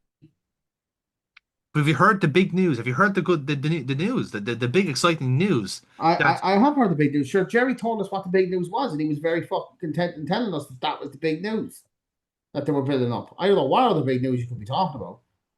it could be any other big news. I mean, what's your big news? Tell what's happening here in your world? Like, what's the biggest news that's happened to you in the week? Um, Without Get to go being back to too Cork. personal, obviously. I don't want to know about your I, medical records or anything like that. I get to go back to Cork, which is fun. Not really big news, to be honest with you. Like, it's a place and time, you know. Um, I feel I like we're don't burying hate. the lead here. I think I this is the problem here. Like, I don't have to hit my job anymore. It's also a plus. Oh, and one of the biggest wrestling promoters in the world decided to do a Monday Night Raw in Dublin. there That's we go. Now we got there in the that's a end. We fun got one. one. Yeah. Yeah. So this is kind of big news in fairness. So like Raw is going to be back in Dublin in January for a taping. And it is going to be live on Netflix, and God fucking love that censor who's going to have to try and block out all those chants in the tree arena. Good luck with that. Did you not learn your lesson for the first fucking time? Apparently not. But this is a kind of a wider conversation about this whole, I suppose, like this new attitude that WWE have to doing these type of tapings and to doing these kind of international adventures. And it's been an issue that has been rearing its ugly head quite a lot when it comes to WWE events, and that's to do with ticket prices. As much as Oh, we it's should, gonna be it's yeah, gonna be fucking flat. I yeah, want to go, but at the same time, I'm pretty fucking content with the fact that I'll be watching it from my home. yeah. I think that's kind of where I'm sitting at the moment as well because they've already done SmackDown in the Tree Arena already, and the tickets were at an absolute premium. I think the outgoing price at the time was about 600 quid. Uh, As I said at the time, it was cheaper for me to go to Paris and pay for flights in a hotel and get the tickets to a pay per view and a fucking Raw the next night than it was to mm, go to Raw in my hometown, yeah, yeah, absolutely. Jason. My hometown, It's ludicrous stuff. okay, Yeah. the home that I currently live in, not my hometown. No, no, you said it now, Aaron. It's official. You're from Dublin now. Congratulations. Your tickets down the post. But Get fucked. but no, in fairness, all joking aside, like I think like it's like this has been an issue for with WWE for quite some time. Particularly since the TKO takeover. It is a policy of them to egregiously overcharge for tickets. Actively embracing the price gouging that is being done by the likes of Ticketmaster and a lot of other kind of like third party places.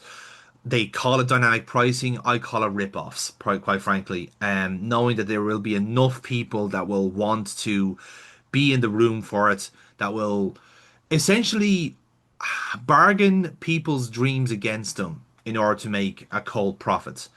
And it's a horrible business practice. And we shouldn't, as consumers, stand for it, quite frankly. And the unfortunate thing is that WWE is so corporate and is so kind of like distant and that far away that you'll never speak to anyone who's actively involved in the process in order to give them a piece of your mind. You know, it's the kind of we are literally at the end user point of the consumer society stuff. Not to get too highbrow about it, but like this Again, is the sort of it's stuff that we're expected to just swallow now, and it's just not acceptable. it's been mentioned before. Vince wouldn't be charging this much for tickets No, because at the end of the day, he knew it was a working class, in a sense, a working class sport. yeah, So he knew not to completely. Obviously, he always still had the really fucking expensive tickets for Mania and stuff like that. But that's mm, Mania. That's, in a sense, acceptable. You should, if you want to go to the biggest wrestling event in the world, 2,000 euros for like seats 6 rows from the back is expected. But doing that for a Monday Night Raw in Dublin mm. in January, not necessarily the same fucking thing as that.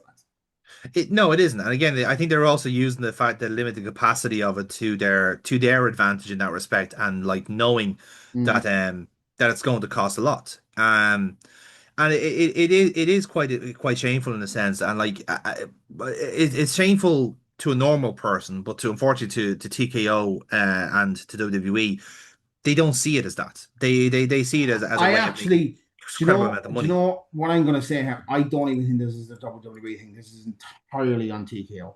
Like 110%, it's Hmm. on TKO. I would agree with you on that. I do. I don't, But that's not I to don't say that think like they're Triple exempt from H. it either. No, no, they're not. But Hmm. I don't even think. I think Triple H probably even knows that, like, if he had a choice, he probably wouldn't be charging this much for tickets, because some of their shows are really starting to not have the crowds coming in. Hmm. So it is affecting their shows. Yeah. Like the Raw, was it the Raw or the SmackDown before SummerSlam was just 10 people in a fucking bin. That was on the The fucking show. SmackDown before SummerSlam, I think, had Yeah. about a 50% attendance. Because they did show a kind of they had a shot there of the kind of the right hand side of the arena, and there was like practically nobody there. Um, but yeah, it is absolutely impacting on business. I mean, it impacted on SummerSlam. Like Mm. that Minnesota stadium is huge. It was intended for WrestleMania. That didn't sell out. Nowhere near, incidentally. The official attendance, and again, No, you'll notice, by the way, that they didn't do an official attendance announcement for SummerSlam both nights. that's I think they love doing stuff like that. that Um, was one of the. It's the first time it's ever happened. hmm, Argument, arguably, yeah. because I don't remember a time where WWE doesn't say it. Now, again, it looked fine on TV. The only part that seemed to be blocked off because there were so many people there was like the big camera side to the corner. That was like the only bit that was blocked off. It But was you very rarely even saw that. it was Because literally the even when, hard cam side was all empty. but if you look at Punk's entrance, Hmm. because that comes from behind him, it didn't look empty by Well, any means. It did look like a sea of people from one side to the next, so it still hmm, looked good. yeah. But yeah, it's Well, I have the numbers in front of me here. So SummerSlam night one did a gate of 36,600. Um, Night two, however, saw a drop off to 33,000.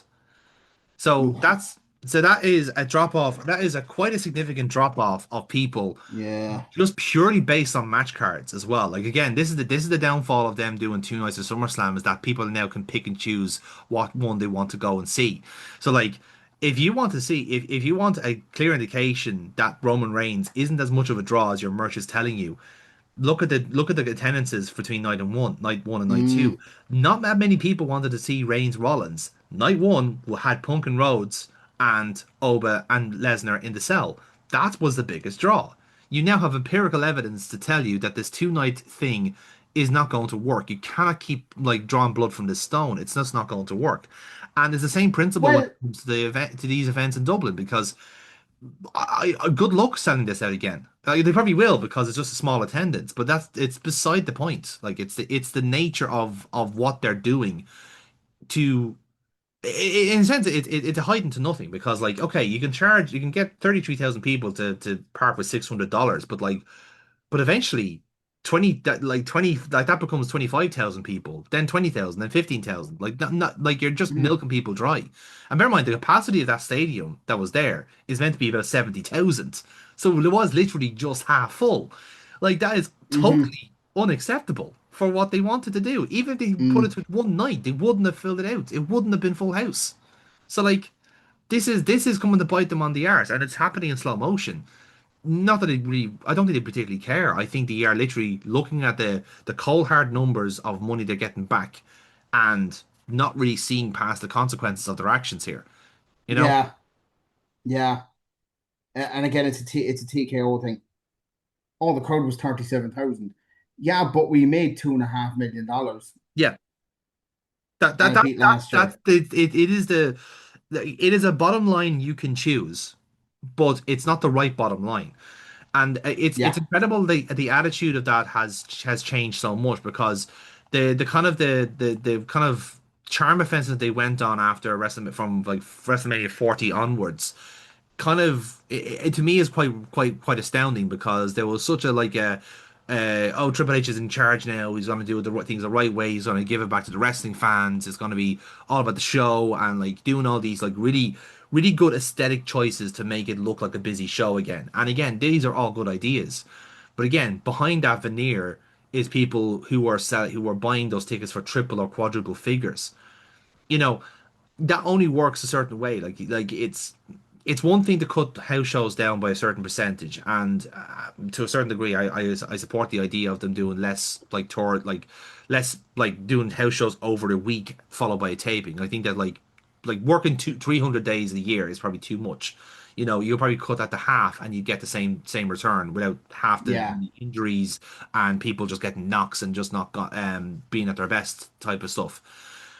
But I don't think that's a valid excuse to then go to do a tour, not just Dublin, but like go to anywhere else they're doing a tour, which I think is like the likes of Germany, and I think they're doing France as well, and charge them through the fucking nose for tickets just because, and almost like, doing that kind of emotional kind of manipulation of going like, oh, we might not be back next year. This might be our only one. This could be it. Like you have to be there in the room, you know. Mm. I could understand it for like they're going to the likes of Poland, for example, this time in the tour. That's their second stop on the tour after Brussels, and then they're doing Budapest. I think for the first time in Sunday, on the Sunday before the Dublin taping. So basically, Dublin taping is the end of their tour, for all intents and purposes.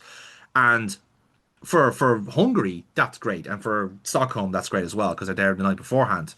They're all house shows, and they're going to be charging a certain amount for it. You know, at one point, at some point, they're going to look at an attendance and go, "Oh, there's not much interest for wrestling over here, over this country. We won't go to them again." But the Yeah. truth is, you're just putting these prices at a cost that is just not reasonable. We would all love to go to this show in Raw and have a great time and create a good atmosphere, but we're just not going to do that because I fucking know what I'm worth. Do you know what I think it also was as well, right? I think I think this is a setup for a clash in Dublin. It probably is. You're probably right. You're probably So right. part of me is just like I can kind of wait. Hmm. Like I can kind of just go. They're going to do this. Like they're setting it up because again, we thought at the time in our group chat that Hmm. that's what they were going to do, or Clash of the Aviva or something, Yeah. and I can see them doing that.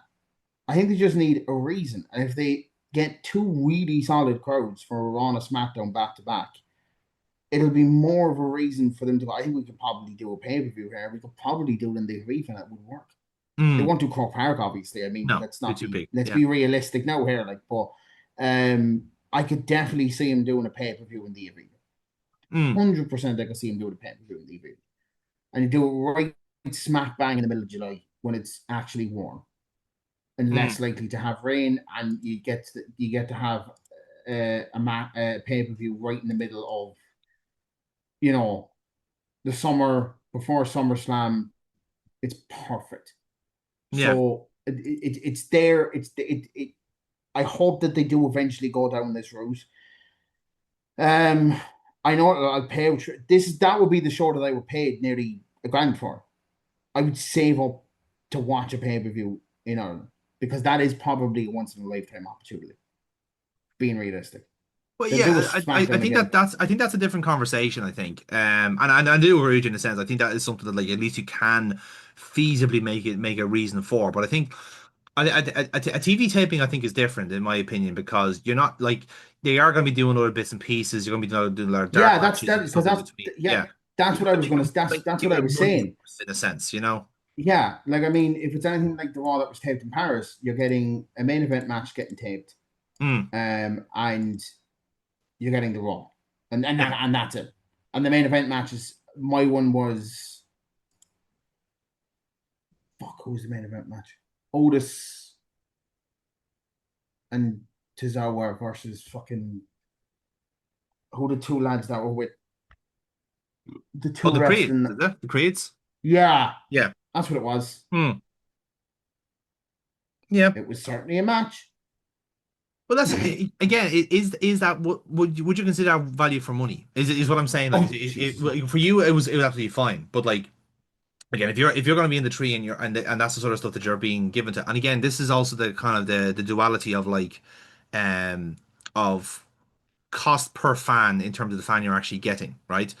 Because again, Aaron mentioned before that wrestling is very much a working class sport. Now, again, wrestling is kind of following the crowd here to a certain degree. That pretty much all major sporting events has got the same issue.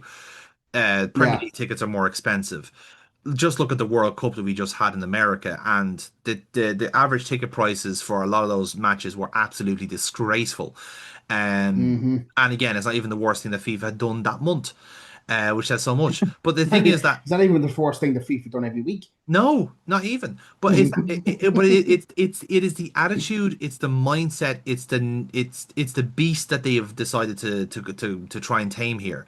Is that let's try and make as much money as we can from the plebs, and we're not Mm-hmm. going to give it back to them. It is going to the corporation, it's going to the big billionaire, and it's going to make them even richer. This is the direction of travel because it's not just football, it's also NFL, it's also boxing. It's what they are doing now with major sport. It's kind of taking the hobbies and pastimes away from us and giving it to the rich people.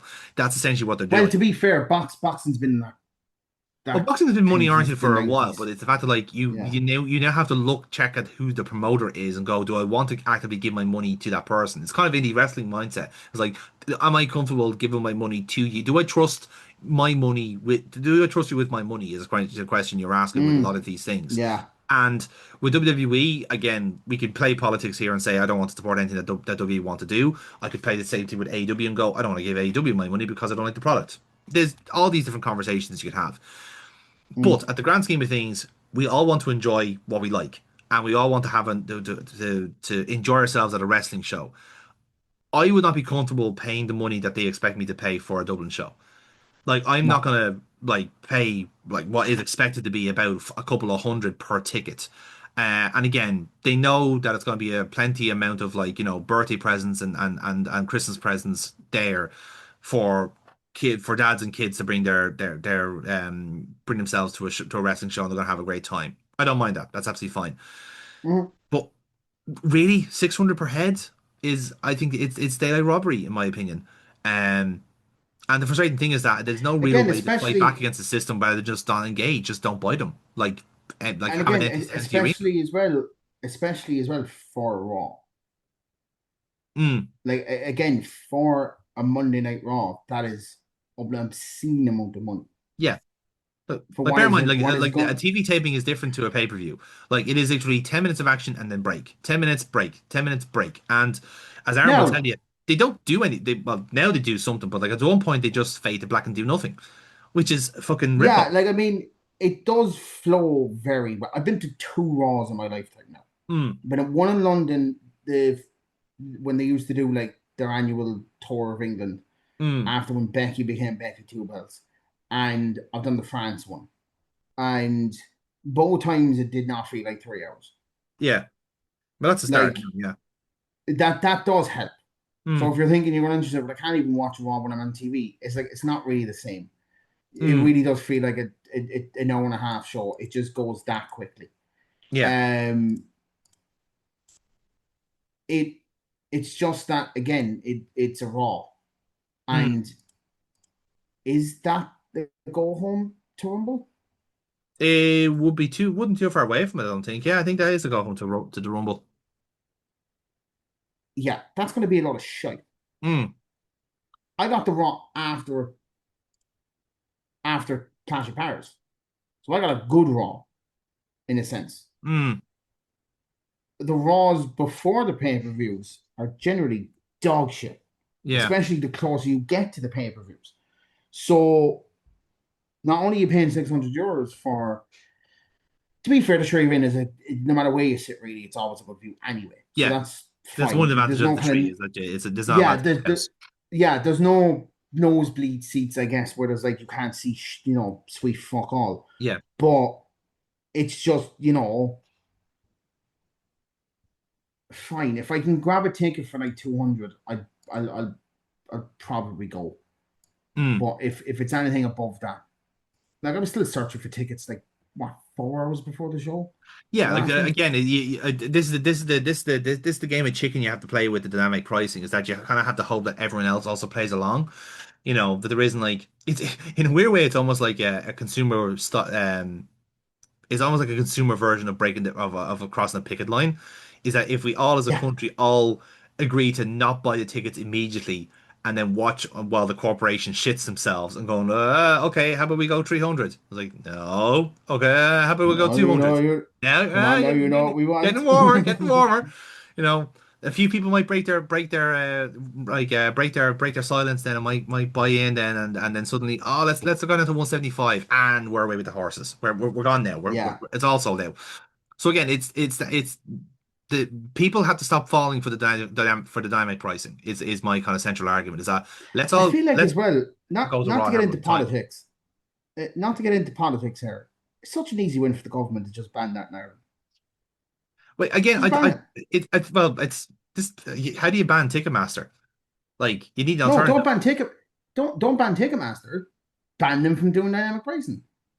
Well, They already they are made banned. them. Like, well, it's restricted in Europe, but again, it's because it's an American. There's always a loophole to it, like because it's an Yeah, but American production, Ireland was kind essentially. of Ireland was kind of one of the first countries to make them change how they did ticket touts, Mm, and it works. I think most countries now force Ticketmaster to you can't resell it on a third party website. It's got to be in and around the same price that you originally sold the ticket for. yeah. They kind of given it, they basically have no other choice but do it. Or I think they get like these stupid fines that like Mm. even they're like, well, this is not even worth it because if Well, we sell the like I tickets said, for it's not prohibited under EU law at the minute, and that's kind of where the problem is that like there's enough pressure there from these companies that will like they want to do dynamic pricing because they know they get more money from doing this. So like they do, it does require just somebody that it does require a government body to just go stop it, like yeah, just give it over, and again, like the EU to their credit are relatively EU or consumer friendly, but on this one they actually kind of have let us down a little bit because they I haven't got did in before now. I did think that the Oasis fiasco would have stopped that. I thought that was going to be the breaking point in the Mm, EU for them to go, all right, we gotta fucking stop this, lads. It's done now. We're finished. We've got to fucking stop. mm, But when that didn't really kick anything into gear, it kind of made me go, "Ooh, shit! I think yeah. this is staying."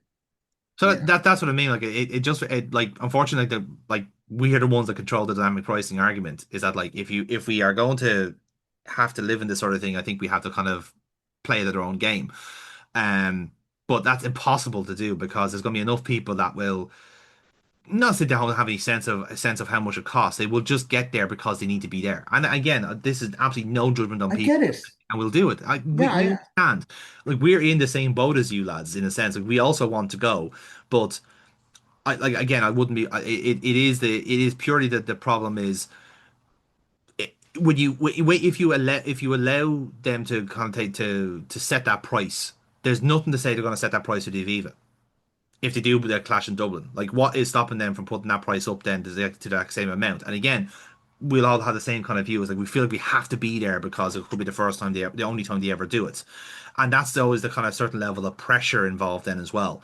Is that with the hmm SmackDown show, for instance, it felt like okay, this could be the only time they do it because the tree is so small. Now they're coming back with Raw, and I don't know if that logic is still going to hold out in a sense, or maybe they will drop the prices. I don't know. We'll have to wait until they drop. At the time of recording, I think No, they've got a pre-sale I list going. still So signed up. I still signed up for pre-sale. yeah, yeah, yeah. I mean, I still did it just to see what would happen. Mm, So if they release it and they go, you can get tickets for 250 and they're 10 rows back, and it's kind of at an angle. I'd be like, well, I'll do that. mm, You know, I yeah, could justify that in my head.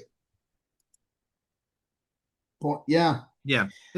It's a tricky one, and again, it is quite a shame because like I think there's so much better like ways of like in a way, like if you wanted to screen to a certain level of fans, I think there's probably different ways to do it rather than just pricing them out.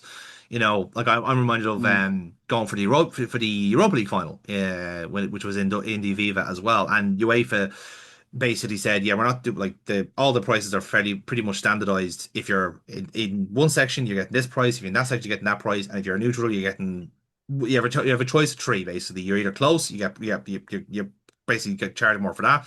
Tier two, you're in the middle, more fancy seats, so you get paid charge a certain amount of that.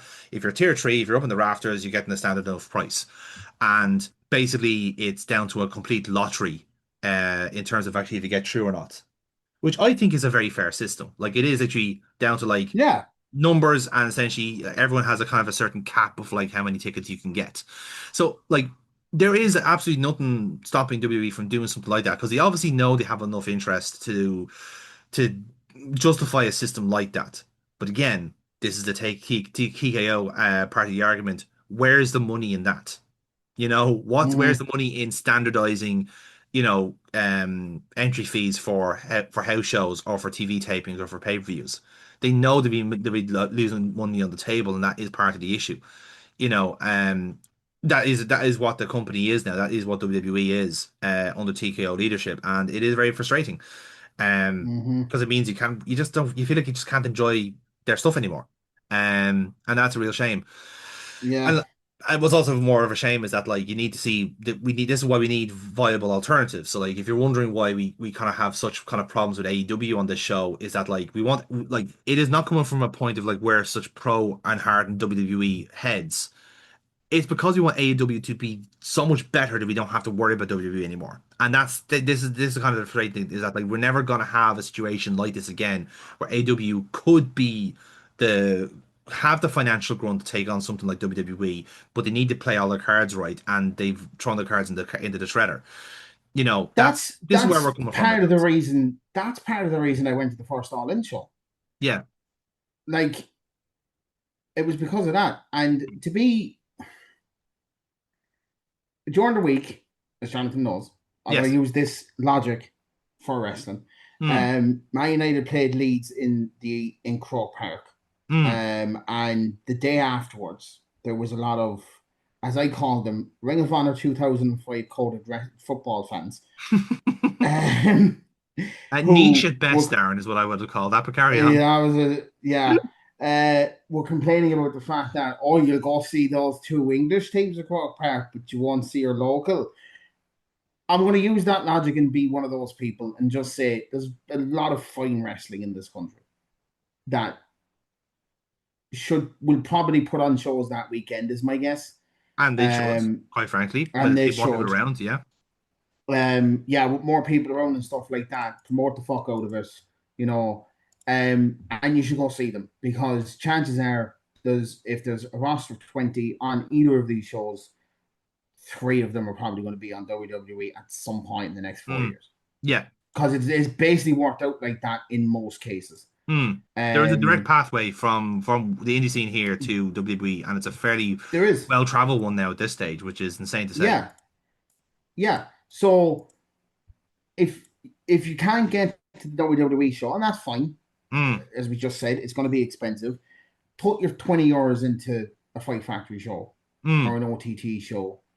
Maybe a little bit more down south, an RCW show, Hard Knocks. Because I think they still exist. I'm not really sure. They do. They do. I can assure you they did. I love how you say that with just a lot of love. I can assure you that they're still there. No, take my word for this. They are absolutely existing. So put your money into it. There's a lot of good wrestling happening. Even soon, we have two shows in Trinity. We've seen possibly some new starters. Both of us only recently. Yeah, seen some new starters. To that could possibly be on shows soon. It's there. There's wrestling there. And at least then you'll get to say, I saw such and such a person before they decided the main event to WrestleMania. Yeah. And they sold out. And I do with the approach with the kind of over 18 shows in like very like in very small venues, but also very precise venues, is working a treat. If the last two shows have anything to go by. So again, this kind of conversation looking for alternatives and like affordable alternatives is going to come around again because WWE are making people having to look for all different alternatives. This is why it's so self-defeating. You know, people are going to look to go to All In instead of a show in Dublin because the tickets for All In is substantially cheaper than anything Yeah. that was going to come up in the Aviva. And again, think of it this way, in a sense, like maybe you don't like AEW, you don't like their style, but can you say no to getting like 4 to 5, maybe 6 hours of professional wrestling for the price that you're getting compared to maybe less than half that for maybe a couple of £100? You know, The it, only issue, actually, in terms it, of pricing, the only issue with All In is the fact that you got to go to London, and London is expensive as fuck. But That's the only even the drawback to cost going of to an that was All probably In. covered by your WWE ticket in the Aviva or in the tree. If you're doing the Yeah, maths, you'd probably get a cheaper yeah, flight. because London always has stuff going on, so it's generally just like a baseline of being expensive. Yeah, So it's just it would probably work out cheaper. I don't agree anyone should put money into it at the moment because mm. you're going to be supporting Will Ospreay winning the World Championship and justifying it, Yeah, and you yeah, can't be having that. But for everything else, you know, it's I can see why people will probably do it. yeah. But I you can can, understand the why, like that is the selling point that AW would have, is that like, here, listen, we're not going to shaft you on price. Come here and we'll show you, and we'll give you as much wrestling as you can eat, essentially. Like that yeah, is a market opportunity that I don't really think they're exploiting right now. yeah, 100%, Like, listen, hundred if AEW are going to be completely financially unsustainable, like runaway freight train, at least like, sell yourself as one is what I would yeah. say. Like, but look, that is what it is. I suppose like everything else, like I think it's best to shop around and be your own consumer friendly as well. So, but look, as I said, we could be jumping the gun ourselves here in terms of like what the pricing could be. Hopefully, it's a little more reasonable and it'll sell out like hotcakes, and everyone's going to have a great time, like they did last time. In fairness, so until then, Yeah, listen, we're going to leave the pod here for now. It's been a long night talking for myself and Aaron, so we are going to leave it here. I need Um, to have a shower. I am sweating like it I'm is not still a going to very say that. humid night here. I'm not going to say what I was going to say on this podcast. I'll Yeah, wait for you're that probably not. person You're to talk better about off, it. yeah, to be honest. But yes, so we're gonna leave it here for now, lads. Tune in next time on our GrapsWatch podcast because we're gonna be doing a full preview of AEW All In from Wembley, as we were just talking about there at the end of our pod here. So we're gonna be getting some perspectives from both, should we say, people who are avid AEW supporters, and then those who are perhaps a little bit more agnostic about the whole thing. Just for the different perspectives, because again, we're all looking for alternatives in wrestling here to the TKO format. So, if there's a big show happening in Wembley that requires our investigation, then we should perhaps look that way anyway. So, Mhm. that's what we'll do on our next pod, and that is all to look forward to on the show. Aaron, thank you very much for jumping on for this pod as ever. You made it through the podcast safe and sound. No harm done there. So I haven't said yes, anything stupid for now. for now, exactly. Yes. We'll see what happens in the edit. Because oh geez, I just got plenty of material, which is, to be honest. So listen, yes, thank you very much for checking out this podcast. And if you want to keep up the track with everything that we're doing here on the pod, or just generally on the channel here on Monday Madness, we have a Discord server with all of our channels set up there, so you can keep an eye on everything that you like from us, and perhaps even more if you are interested. By all means, follow along on YouTube Music, where you can follow this podcast and all of our previous episodes down the line there as well. And in fairness, let us know down in the comments. What do you think of this whole Raw and Dublin situation? What do you think of SummerSlam? What do you think of All In? Let us know down in the comments. We want to hear from you. But for now, lads, thank you very much for jumping on for this podcast, and we'll see you for the next one. Enjoy the graps.